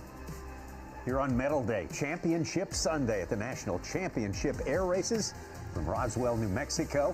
We got some jet racing coming up here. You can see them starting to roll out there. We're going to have the Jet Silver match coming up a few minutes from now, and that is going to be a great competition there. We've had some good jet from the day one when we arrived out here. It was some fantastic jet racing, and we've seen dominating performances. We have seen duels to the very last second. Who knows what's coming up, Rob Lowe in Jet Silver. We've seen some of the most competitive pylon racing of the entire week in the jet class, Tommy, and our B class, our silver pairings now here on Championship Medal Day are headed out. You begin to see them taxi out as they make their way out. That's race 55, Nathan Harnagel, the Spirit of Freedom, L29. We'll talk about all the jets that are here, but every jet that's here racing this year is either an L29 Delphine or an L39 Albatross, both made by the Czechoslovakian Aerovoda company, aerospace company. And the L29 is the older brother, if you will. The L39 was designed to replace it. They were both initially Warsaw Pact or Soviet bloc primary jet trainers. And you can see they have a normal configuration for 2 pilots, an instructor and a student. There's an L39 right there, and Scott Farnsworth in race 26. We'll talk about how the lineup shakes out and who's going to be where, but they're taxiing out kind of in reverse order right at the moment. Okay. They'll line up on the runway at a 45-degree angle, and then you'll see our pace plane come out here in a minute. That's Going to be a yellow aircraft, and it'll have 2 pilots in it. All of our racers only have a single pilot in it. There's our pace plane going right there, race 54. Piloted by Mr. Phil Fogg, former jet champion. And in the back has been Mike Steiger, who's a former jet champion as well, as a safety observer. A couple of great competitors here. And here's the jet course that we talked about earlier, the largest course that we have. It's 10.3 miles. The jets are going to experience about 5 times the force of gravity as they go around the turns on this largest course. You can see it extends well into the Brown Brothers Ranch to the west of the Roswell International Air Center there. Just west of runway 1735, which our competitors are taxiing out to now, getting ready to depart. And as they get set to race around this course, we have a total of 10 pylons on this 10.3 mile course, and we'll get a closer look at that here as we zoom in. There is our start-finish home pylon, the same one you've seen in all of our courses, but our larger jet course. Again, the first pylon to your right of the start-finish home pylon is also not just pylon number 1, that is our guide pylon. So our aircraft, once they come down the chute, if you will, from your left to your right on this graphic, they'll hit the guide pylon, and then they'll begin to make that left turn and fly around the course. Now, Tommy, our aircraft are going to depart. They'll climb to altitude. Our pace plane will kind of be the lead, if you will. All the aircraft will form up line abreast in their positioning order that we'll show you here in just a minute. And then they will come down that chute, basically from the south to the north, entering the Valley of Speed, which is aligned with our final course there along the runway. And you'll hear the pace plane. We'll be able to hear him on the radio here. He'll tell them, gentlemen or ladies, you have a race. He'll pull up. He and the safety observer orbit overhead to provide a safety observer function. The aircraft can then accelerate. They can get out in front of each other, but they have to stay in their lane until they get to that guide pylon that we just talked about. That's the point, that if they're in front, they can then cut in and get in close to the pylons, and obviously racing will be on. We're going to do 6 laps, a little over 61 miles, just under 62 miles total during our laps here, Tommy. Very loud. The sound and the fury is one of the main attractions at this one-of-a-kind sporting event. The crowds love this year after year, and it's only been here since the 2000s. In fact, I think 2000 was the year that the Jets became one of our classes for racing here. Yeah, absolutely. We'll talk about that demo and how we got here, Tommy, but here's our pairing for this silver medal race. Yeah, Mark Davis and Checkmate is going to be our top qualifier according to pairing speeds there. That is the L39C, Mark from Houston, Texas. Scott Farnsworth from Florida, Jupiter, Florida, and Perseverance, one of 2 jets he is racing here. It's black and silver in L39. That is going to be race number 26, race 61. Tammy Camilleri from Australia. This is an international race, to be sure, and Miss Independence, an L29, and that is called Miss Independence. Kevin Roll and Gray Wolf, another L29 from Tulsa, Oklahoma. Bob McCormick from Sacramento, California, one of the stalwarts, mainstays of jet racing here for the last decade at the national championships in another L29 known as Freya. He's racing 2 jets here as well. He will appear in the gold race as well. It's white and red in color. We're taking a look at some of the planes right now there. That is Nathan Harnacle. Oh, excuse me. We just heard that we can scratch number 3. Tammy Camilleri and Miss Independence is not going to fly on this day. Obviously some issue with the airplane, so a better judgment tells them not to fly. So we will have 5 rather than 6 planes in our competition today as they begin to move out of the lineup there. And you can see here, Tommy, just like we talked about, our pace plane just departed. So in reverse order here, that is your number 1 qualifier, Mark Davis, that you just talked about in Checkmate, race number 90. Beautiful red and white L39 here, beautiful airplane. There comes Scott Farnsworth in race 26, Perseverance.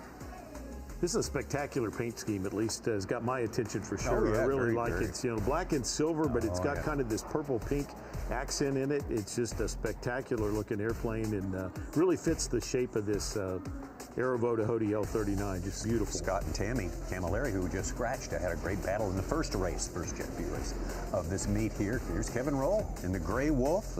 Kevin from Tulsa, Oklahoma. This is an L29. That pace coming right. Gray with the red star on the tail. And our last competitor in now 5th place, Nathan Harnagle, Spirit of Freedom. excuse me, that's Bob No, that's McCormick. Bob I got McCormick, one yeah. ahead. My apologies, Yeah. ladies and gentlemen. The red and white Freya. And I got all excited. We'll see Bob again, like you said. He has another jet here.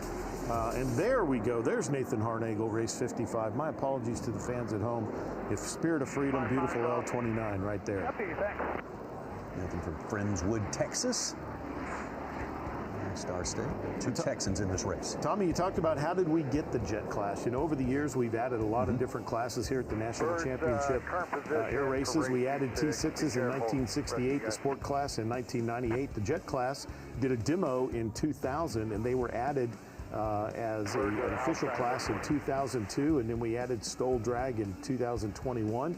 Following a demo in 2019. In that early demonstration that happened in the year 2000, my good friend Robert Hoot Gibson, the former space shuttle astronaut, was one of the pilots involved in that exhibition and demo, and he told me that they were flying MiGs actually in that initial demo, but they discovered as they tested them on the course that swept wings were just a little bit too challenging for some of the races, and so some of the rules that have developed here, as we watch Tammy Camilleri explain to the crew, she's had some sort of an issue here with the airplane.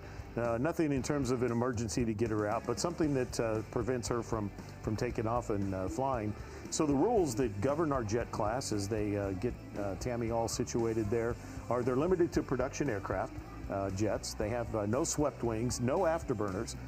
If the aircraft has ejection seats, they've got to be disarmed while they're here in Roswell during the races.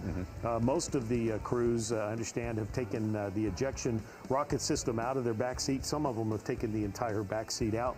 One competitor we'll see in the gold class, Scott Gusekoff in Tumbling Goose, even took his front seat out, put a lighter weight aluminum seat in, trying to find every ounce to get a little bit faster as we go. But that's they're going to burn up to 200 gallons of jet fuel during the race. And it's going to be quite the competitive deal once we get going here in just a little bit. So our racers are airborne, Tommy. They're gathering up. One of the nice things about Roswell is you can see the aircraft pretty much the whole time. Now, the jets are a little faster, so they're going to get out a little bit farther. But I know our long lens camera is going to pick them up as soon as they can and when we see them. When you first see them, we will likely have a shot where they'll be coming kind of straight at us. And that will be them coming into the chute that we described earlier. And then they'll make their way down. And we're going to kind of lay out here and there. You'll hear the radio chatter that was just in the background right there. That is our pace plane and our safety observer talking to the racers, getting them lined up, line abreast. So we'll have the pace plane. As we look, as they come towards us on the chute, the pace plane will be on our right. The 5 lanes of racers coming will be spread out. Cleared onto the course. And you just heard it right there. They're cleared onto the course by race control. So we're going to watch to the left here of this camera shot, hopefully pick them up here soon as they head downhill, and we'll be able to get them in. And Tommy, we're going to be underway. We're going to award a silver medal here in just a minute. This is what they've been working for all year, and especially hard this week in order to get among those top, well, it was going to be 6, but now 5 who are left in there. Really very sorry that we're not getting to see Tammy Camilleri race here. She's done well here. She has won her first 2 races, as a matter of fact. She has. After she arrived on the property on Wednesday. Yeah, we'll figure it out. She is the only female competitor that's pylon racing. Yeah. We had one female competitor in Stoll. She was our lone female in jet racing, but also in all of pylon racing. Here you see our 6 aircraft. The one on the right side of your screen is beginning to catch up there. They're still forming up. They're kind of moving from our right to our left, and they're in, if you're familiar with an air traffic airport pattern, kind of in a left base, if you will. They're going to continue that gentle left turn as our pace plane continues to get them lined up, but once they make the turn out south of the race course, out south of Roswell International Air Center, then they will be lined up with the pace plane on the aircraft on the pilot's left, and then 1, 2, 3, 4, and 5 that we just saw depart will be spaced out off of his right wing, line abreast. You'll hear calls like he'll use their number, for example, like 26 move up, 16 move back. They're just trying to line them up. You'll hear calls where he will give them airspeeds. He'll give them indicated airspeeds, and once they hit the chute and point the nose downhill, you'll hear him accelerate, and he'll call out speed so that they can all reference and stay. But there they are, directly south of the field, still in that left base, if you will. and you can see they're beginning to get perfectly lined up, and they'll continue this gentle left turn starting right there on cue, Tommy, with the pace plane. You've been through, you must have done this yourself, Ron. No, just watched it. Yeah. It's too many misspent years sitting off the end of a runway watching airplanes in my life. It's allowed me to be the #1 fan of airplanes, and here we are getting to see the National Championship Air Races, the 60th edition, our first flag in Roswell, and we're about to give out a silver jet medal, Tommy. Yeah, just waiting for our planes to complete their assigned route and get in the proper positions for a perfect start, for a perfect race. As you say, 6 laps. 10-mile course, the 6 laps will melt away very, very quickly once they get going. Speeds 400 miles and more in this group right here, and even faster in the gold group. Absolutely. And you think about the age of these aircraft, those L-29s that we talked about being a little bit older, first designed back in the late 50s, early 60s, and then eventually replaced by the L-39 that was eventually produced later and as a subsequent replacement for that, but developed in the 60s and produced all the way up till 1974 for the L-29. Those are pretty old airplanes that our crews do a great job of keeping them in top shape. Both types are fairly widely available on the open market and very popular in the U.S. To own a jet is also fly it on an air show, but more importantly, they make great racers for us here in Roswell. Yeah, they're just perfect. Provide plenty of thrills and chills and a great amount of speed as they're 50 feet off the deck, just roaring across the desert floor here. So we'll get another look for you here, back up chute here momentarily, ladies and gentlemen. That view that you see is looking straight west towards our home pylon. Looking good, Jeff. We're at a 6,200 knots. Hold what you got. Beautiful line. So there you hear our pace plane telling you they're at 200 knots. They will accelerate through 220, 230, 240, upwards of 250 indicated as they put the nose downhill. So we'll hopefully pick them up on the camera shot here momentarily, and you'll be able to see that. You'll also see the pace plane turn their smoke on when we get ready to release them for a race. And the pace plane remains in the air, right? They do. Once you hear them tell the racers you have a race, you'll see the pace plane pull up, and what they do is they orbit overhead in a holding pattern, providing a safety observer role. They are an extra set of eyes, and if anybody should have a problem, they can drop down, get up beside them, give their airplane a look over up close if needed. But we should be able to get a good camera shot of them. 6 and 55, the others look great. You hear him talking to race 55. Still doing a little housekeeping up there, yeah. Looking good, Jeff. We're through 240 knots now. Hold what you got. Here you hear the speeds coming up. Hopefully they'll be in camera shot here momentarily. I heard someone in the crowd say, I see him. We'll see him soon enough. There they are, Tommy. Go get them, boys. Yeah. They got a race. There's the pace plane pulling up. Tommy, we are underway. Now, don't forget, ladies and gentlemen, they have to stay in their 5 lanes until they get to pylon #1 or our guide pylon. That's the point that if you're out in front, you can cut over and be in front of your competitor. So you see your pole position on the far right of your screen. 1, 2, 3, 4, and 5 all lined up, and watch this and listen as they go by.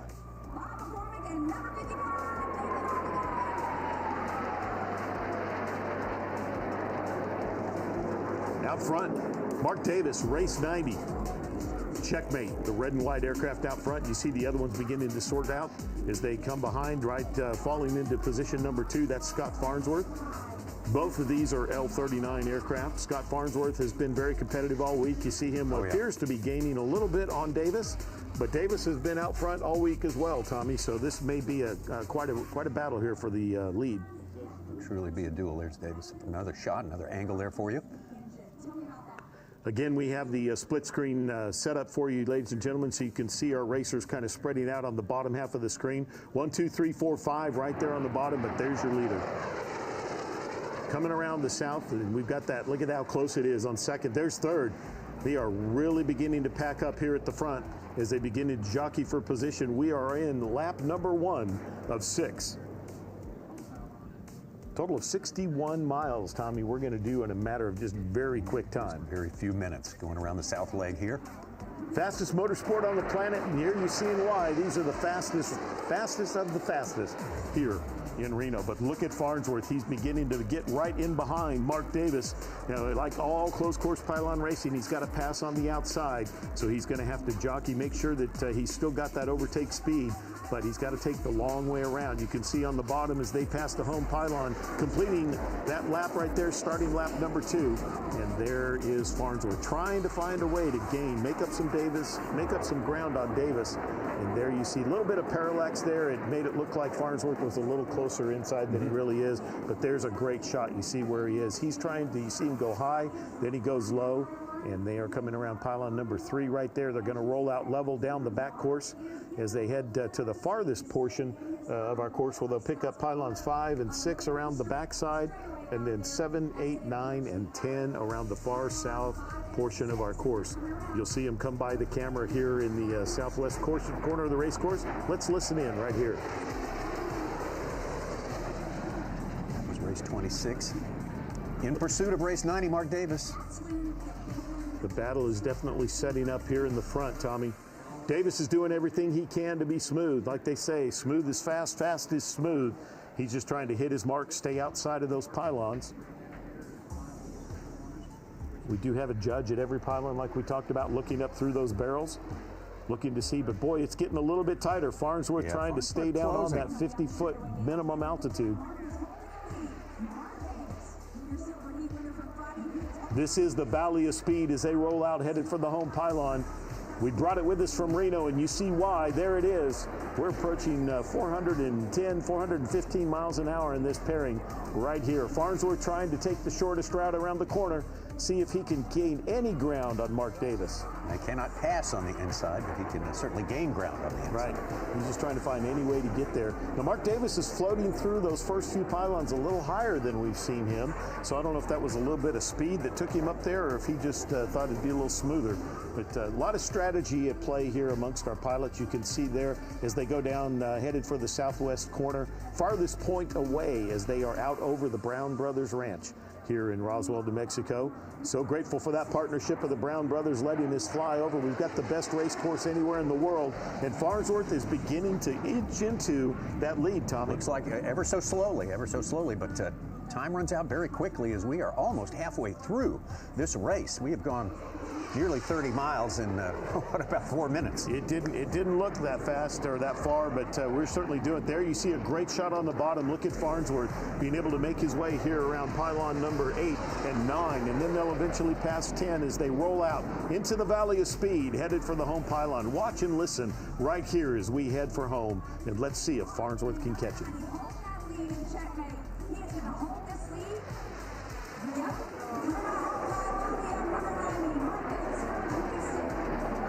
Wow. He's doing everything he can, but Mark Davis is doing a good job staying out in front there, Tom. Mark Farnsworth, he is not backing off, though. He's going to remain a stalking horse through the rest of this race, that's for sure.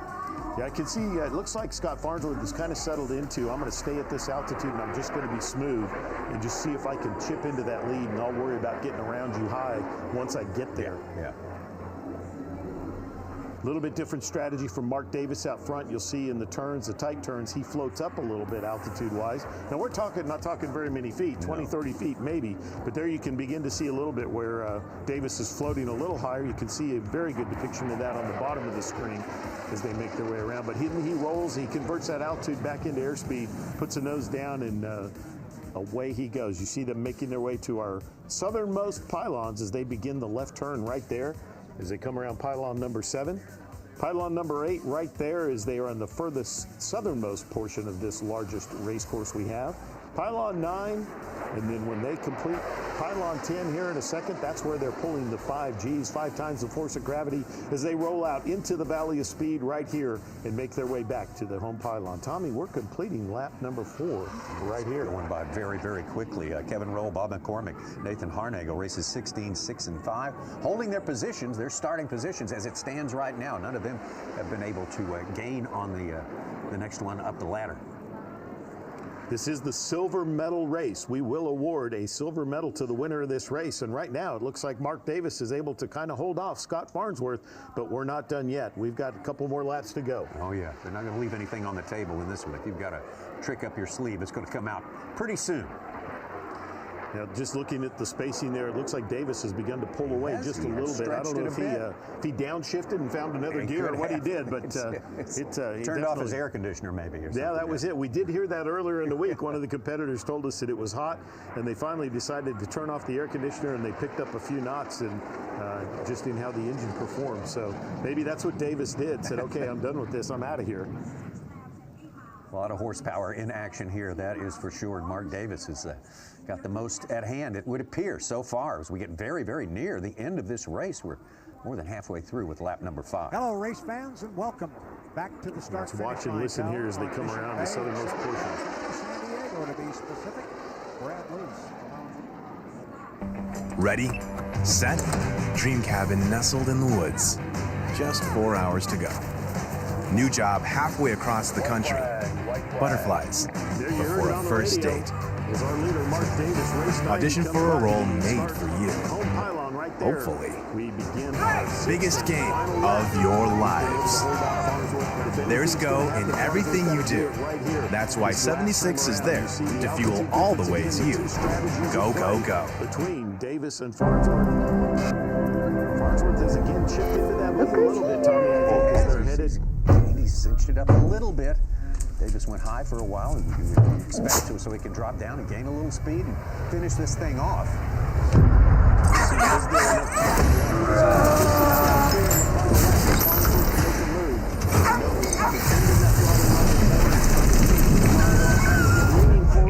Trying to make that jet go as fast as you can. Look at that, right on the 50-foot altitude as they make their way down. Final time around pylon 7, 8, 9, and 10. Here on our largest 10.3-mile course. Scott Farnsworth still hanging in there, maybe closing just a bit right now, but he is running out of time and running out of time quickly. Here they come, Tommy, one last time. We're headed for the Valley of Speed. Watch those wings roll to the right. As they roll out, they are now in the Valley of Speed one last time. Here comes Mark Davis. Can he do it? Can he hold off Farnsworth? Can Farnsworth pull a rabbit out of the hat? Here we go. Checkered flag coming by the home. There is your unofficial silver winner, Mark Davis, race 90. Checkmate, followed by Scott Farnsworth, race 26, Perseverance in second place. Let's watch here as the rest of our competitors come across. Tommy, we're expecting Kevin Rolls in a Gray Wolf L29. Here he comes right there. That's Bob McCormick in the red and white L29. Freya. So he has overtaken perhaps Kevin Roll. I think he has. Let's watch right here and see as they roll around those final turns and come in to the final thing. There is Kevin Roll right there. He is finishing in third place. There he is pulling up off the course, and here comes the last competitor, Spirit of Freedom, Nathan Hardingle, around the south end for the last time. In this view right here, we should see McCormick come across the finish line, and followed by Nathan Hardingle. Let's jump into the replay here, Tommy. We'll take it off. 5 planes instead of 6. Tammy Camilleri having to drop out right before the race began. So it was Mark Davis taking his pole position and holding on to it. He certainly did. Scott Farnsworth in Perseverance, race 26, the black and silver and pink jet right there, was making every effort he could the entire race. Starting in second, he did his best to catch him, but Mark Davis, wire to wire, stayed out front and just was able to bring it home. It was this was the closest competition on the course right here as they rolled around, but these two battled it out, but Davis was able to hold him off. Scott Farnsworth, who has won a race during this meet so far, and a super competitive guy, that's his reputation. You know he wasn't going to give up. He was going to hang on as long as he could, and he put the pressure on. There's no doubt about that. Mark Davis surely didn't feel safe throughout this entire race. Now, he and Bob McCormick in this race each brought 2 jets, and we'll see each of them back again in the gold pairing in a different jet. So same pilot, but different airplane. But this was the silver pairing right here, and Mark Davis is out front, the red and white, beautiful L39 right there as he makes his way to the final pylon, takes the checkered flag. There's your first and second place finishers on the screen, and here's the final lineup. Unofficially, it's going to be Mark Davis with the silver medal. Race 90 in checkmate. Scott Farnsworth in Perseverance could not run him down. He's in second place, race 26. Race 16, Kevin Roll in third place with the Gray Wolf. Freya, Bob McCormick's second jet here. That's race number 6 in fourth place. And Nathan Hardingle in Houston, drivers Texas, Spirit of Freedom, race for that, 55. especially as they're going upwind on that back straightaway. But that will Wow, definitely Tommy, be a factor we once they just get up to handed out a silver medal in jet unofficially. That's yeah.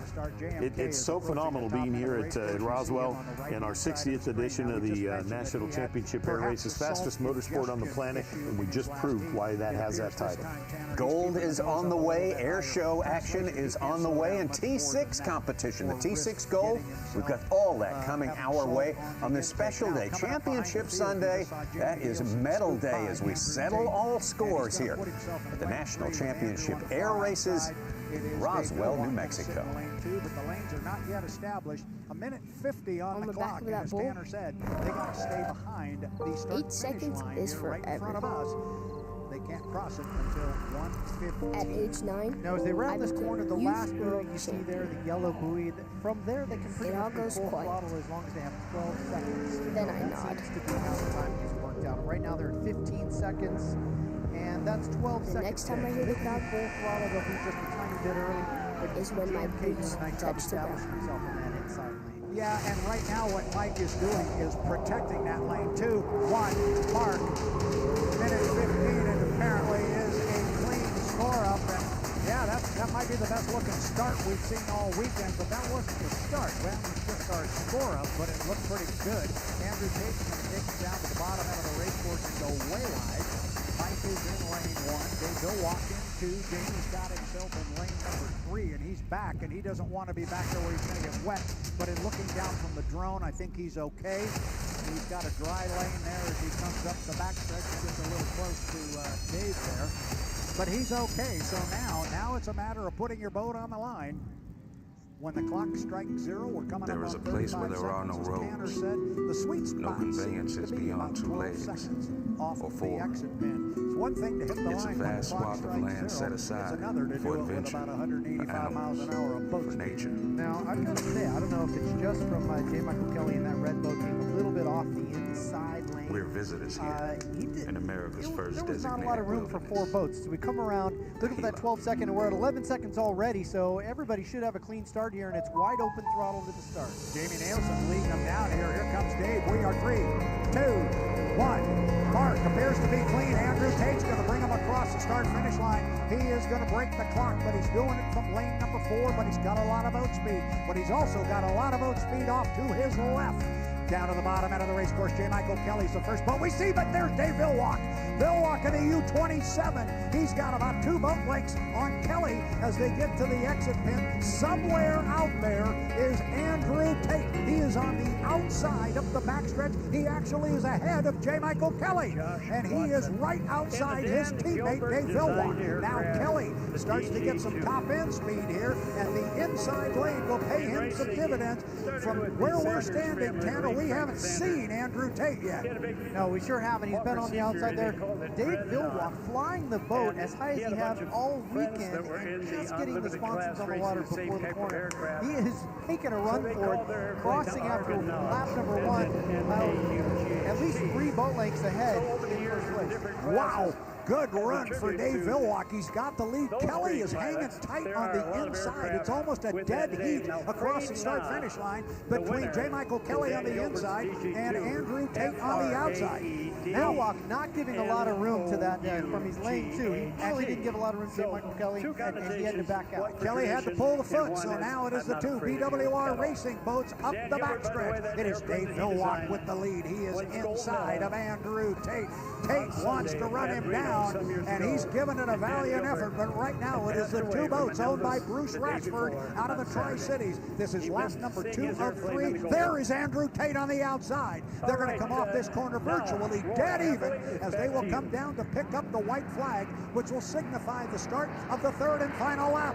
Dead even. It is Andrew Tate walking the 91. Coming across start finish line, going to have about 2 boat lengths on teammate Dave Villwalk as they head down to the bottom end of the race course on the 3rd and final time around. The GECU booth for Jay Buckle Kelly is pulled completely out of it. I can hear a stall coming from his engine. He may have gotten pinched and got a little bit wet in that last corner when Dave Gilwalk ended up kind of pinching him off. Dave had a great corner at the bottom end of the race course, and Andrew stayed way wide. So Andrew is now out and back, but now here he comes. They are virtually tied together. You could throw a blanket over them, and now Villwalk finds a few extra beans up the backstretch.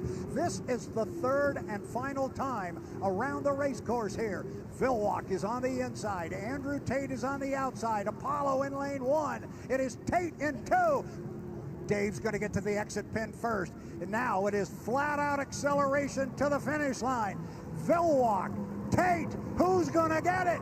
And I think it's going to be Dave Villwalk. He's going to hold him off by a boat length. Not even. There was almost overlap with the start-finish, and if there was another 100 yards, Andrew Tate would have climbed that one and taken first. But Dave Villwalk looks to have crossed the finish line first. I believe he did. Andrew Tate was right there with him. Bruce Ratchford, if you're watching this, holy cow, did they put on a show. Now here comes J. Michael Kelly, who was in the midst of it until I think he got, at least he felt like he got pinched or squeezed a little bit down there in turn 1, pulled his foot, and he will come home and pick up third place points. Jamie Nielsen will come down in the Miss Flavor Pack, the U11, and he will come home in 4th.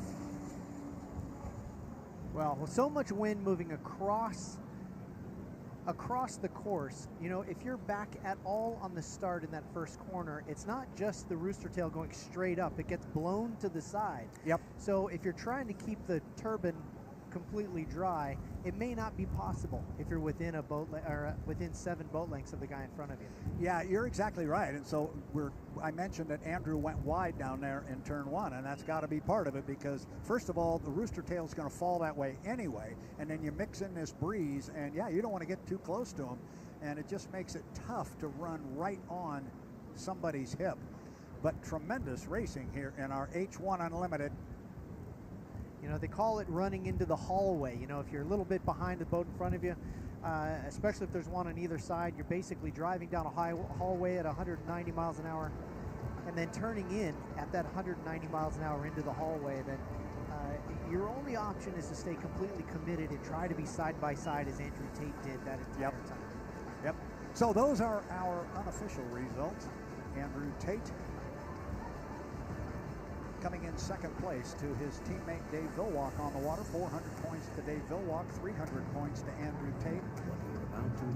Barring any review on the water, should the numbers end like this and become official, Andrew Tate, by virtue of getting more than 37 points, would be our national high points champion. But let's not get the cart too far out in front of the horse. So we'll wait to hear from the officials. They were looking at a few things on the water. I don't know. They may be looking at that lower corner down there, and they will take a look from the drone. They will make the call, and they are reviewing what is. Yeah, we're taking a look at, if you have your phone there on the beach, and you can get on YouTube here for H1_Unlimited, you can see what we're looking at. All right, folks, what TV show is that from? Kelly on the inside. You got it. Trailing Dave Villwalk. The Chaz Vaught F4U Corsair was one of the finest fighters ever built. Today's F4U Corsair earned its nickname the Korean War Hero for his remarkable performance as a ground attack bomber in Korea. This aircraft served time on the USS Boxer and the USS Valley Forge aircraft carriers, making her one of the few surviving Korean War Corsairs flying today. Number 2. And you see it is Andrew Tate now out by maybe 2.5. You see how wide he went down there at the bottom of the race course. Exactly what you were talking about. That gave Dave the advantage coming off the lower corner, and Dave didn't get it back, or didn't give it back. And there he shows some good top end speed in the 27. And then they came off the top end of the race course on the final third lap, and then it was just a flat-out sprint to the finish line. Dave Villwalk on the right, and Andrew Tate on the left. Both guys fly on the boats, and I think if the buoy was the start-finish line was another buoy down river here, it may have been a different finish order on the water, but it was a very good one. And I have to say, I just have to mention this, I actually thought of it about lap 2. You know, we just went through this whole thing. We've got Ray Diving in from the right, please welcome Jim Tobel and his beautiful Corsair. They go out and Dave gets the win on the water. Maybe there was a little divine intervention there from Ray Fagel and maybe even from Grandpa Lou up there, helping him out a little bit on the water. But, with the longest running production cycle of any piston engine fighter, the Corsair is a legend of U.S. naval aviation. Production reached over 12,000, including those built by Goodyear and the Marine Corps attack variant. The Corsair is capable of speeds over 470 miles per hour. That speeds come from a 18-cylinder Pratt & Whitney R2800 engine, developing an awesome 2,600 horsepower. It apparently worked. So you know what that was, Tanner? That was the 3-lap final heat. Now what? So it's the same boats running in the final for 5 laps. That's it. And we got a big trophy at the end of that one. At the end of this one, they get to have a conversation with Erica. At the end of the other one, the 5-lap, they get to talk to Erica, and they get the Korean War Hero is a single-seat carrier-borne fighter bomber that has a range of over 500 miles and an altitude capability of 41,000 feet. Despite the advent of the jet, the Corsair remained a major naval fighter well into the 1950s. You may have a lower overall speed. Armament for the Corsair is impressive. 6 50-caliber machine guns and up to 4,000 pounds of external stores. The combination of an awesome arsenal, speed, power, and maneuverability made the Chatspot design a favorite among the warriors who flew and maintained the aircraft. And that's what it's all about during the preliminary heats, is finding out what combination works the best in what water conditions, and then trying to guess what the water conditions are going to be in the final. Folks, as you see, I think we know the it's going to camera be car going soupy by, like make it a is lot of now, noise and but you never know. wave. It could lay down and be back to the mill pond that we had this morning when we ran our first heat at 9 o'clock.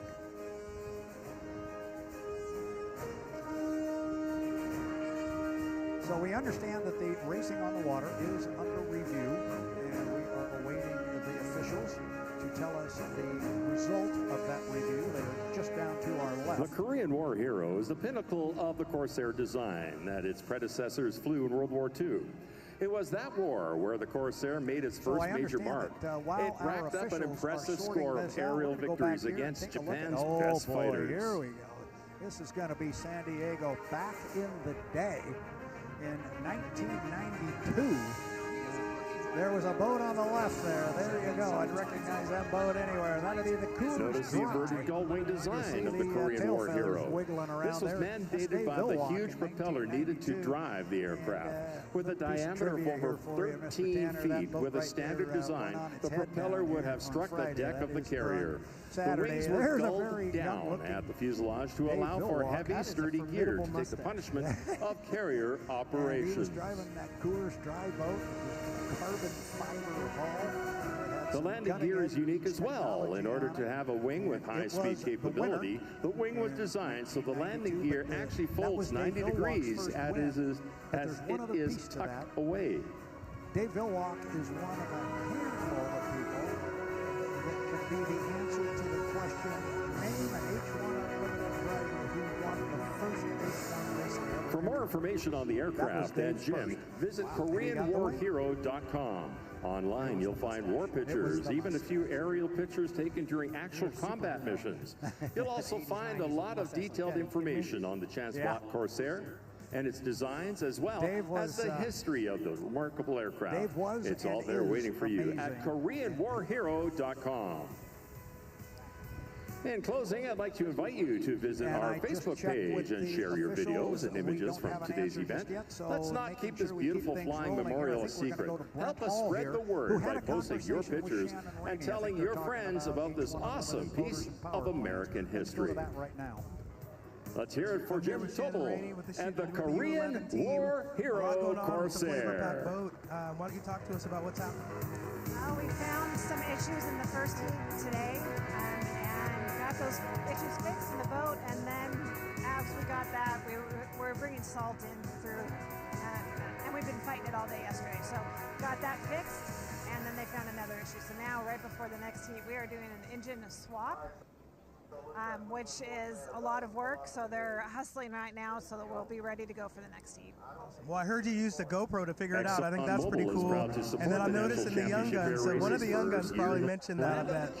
Yes, it actually was one of our young guns. We've In got New Mexico, 5 our guys team's under 30 innovation on our and hard team, work which drive is our progress, the most out of delivering all the safe, teams up and down the reliable nation. energy, And it's so energizing. while decreasing emissions. On behalf of all of us have ExxonMobil, been thanks around for the sport coming for and have a 35 great plus years. time. To have some young guys excited about our sport and the youth involved in our sport. Danny, you had Not just about a driving, sing-along but working on going it. So, earlier you know, today. they're getting their hands dirty. You can see they're working on the And engine I right think now. it's my turn to do Scrambling, a sing-along. but boy, it's really impressive to This see song that. is very, very complicated, so I hope you folks figure it out.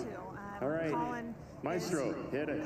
Mechanical, and he works in the propellers, and he does behind the scenes stuff for our team, which you can't replicate. Brandon's our cockpit guy, and that's a specialty. It's great.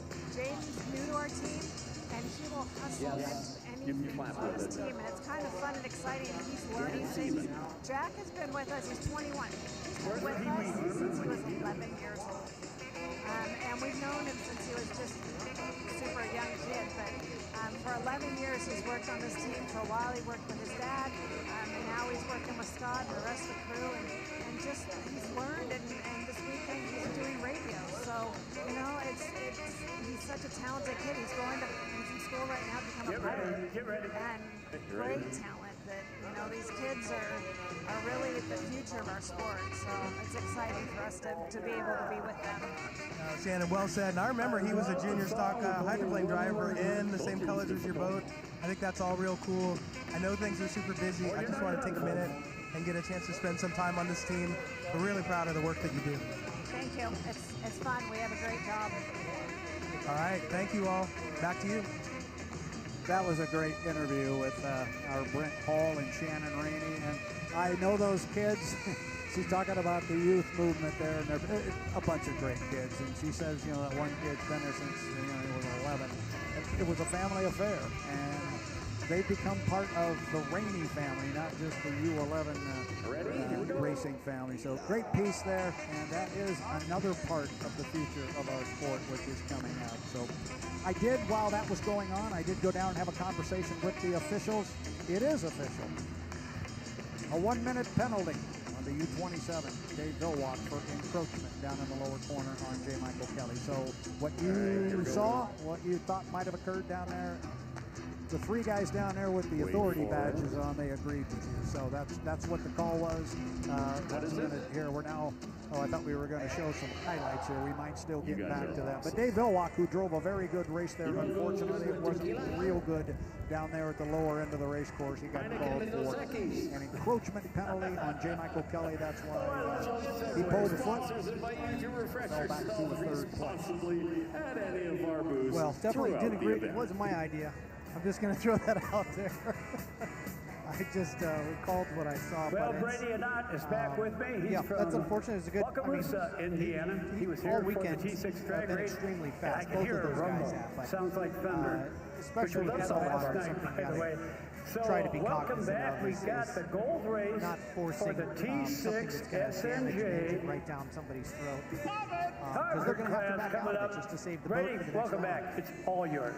And there was the incident while they go right down there to complete their pre-takeoff checks, let me introduce you to the pilots. You'll see the In the base plane is Ben York from Mesa, Get real Arizona. close to it, you could see the distance out from the apex buoy right there. He's a captain at a major U.S.-based airline. He's also a designated pilot examiner. In his backseat is Bill Muzzala from Tucson, Arizona. He's been a firefighter pilot and also been crewing on racing aircraft for over 56 years. That's a lot of years, Danny. He also won the last 3 classic races at Reno and owns a very well-known Warbird restoration shop. Now taking just a head-to-head. Starting on the pole position in race 43 is Chris LaFave in Midnight Mist III.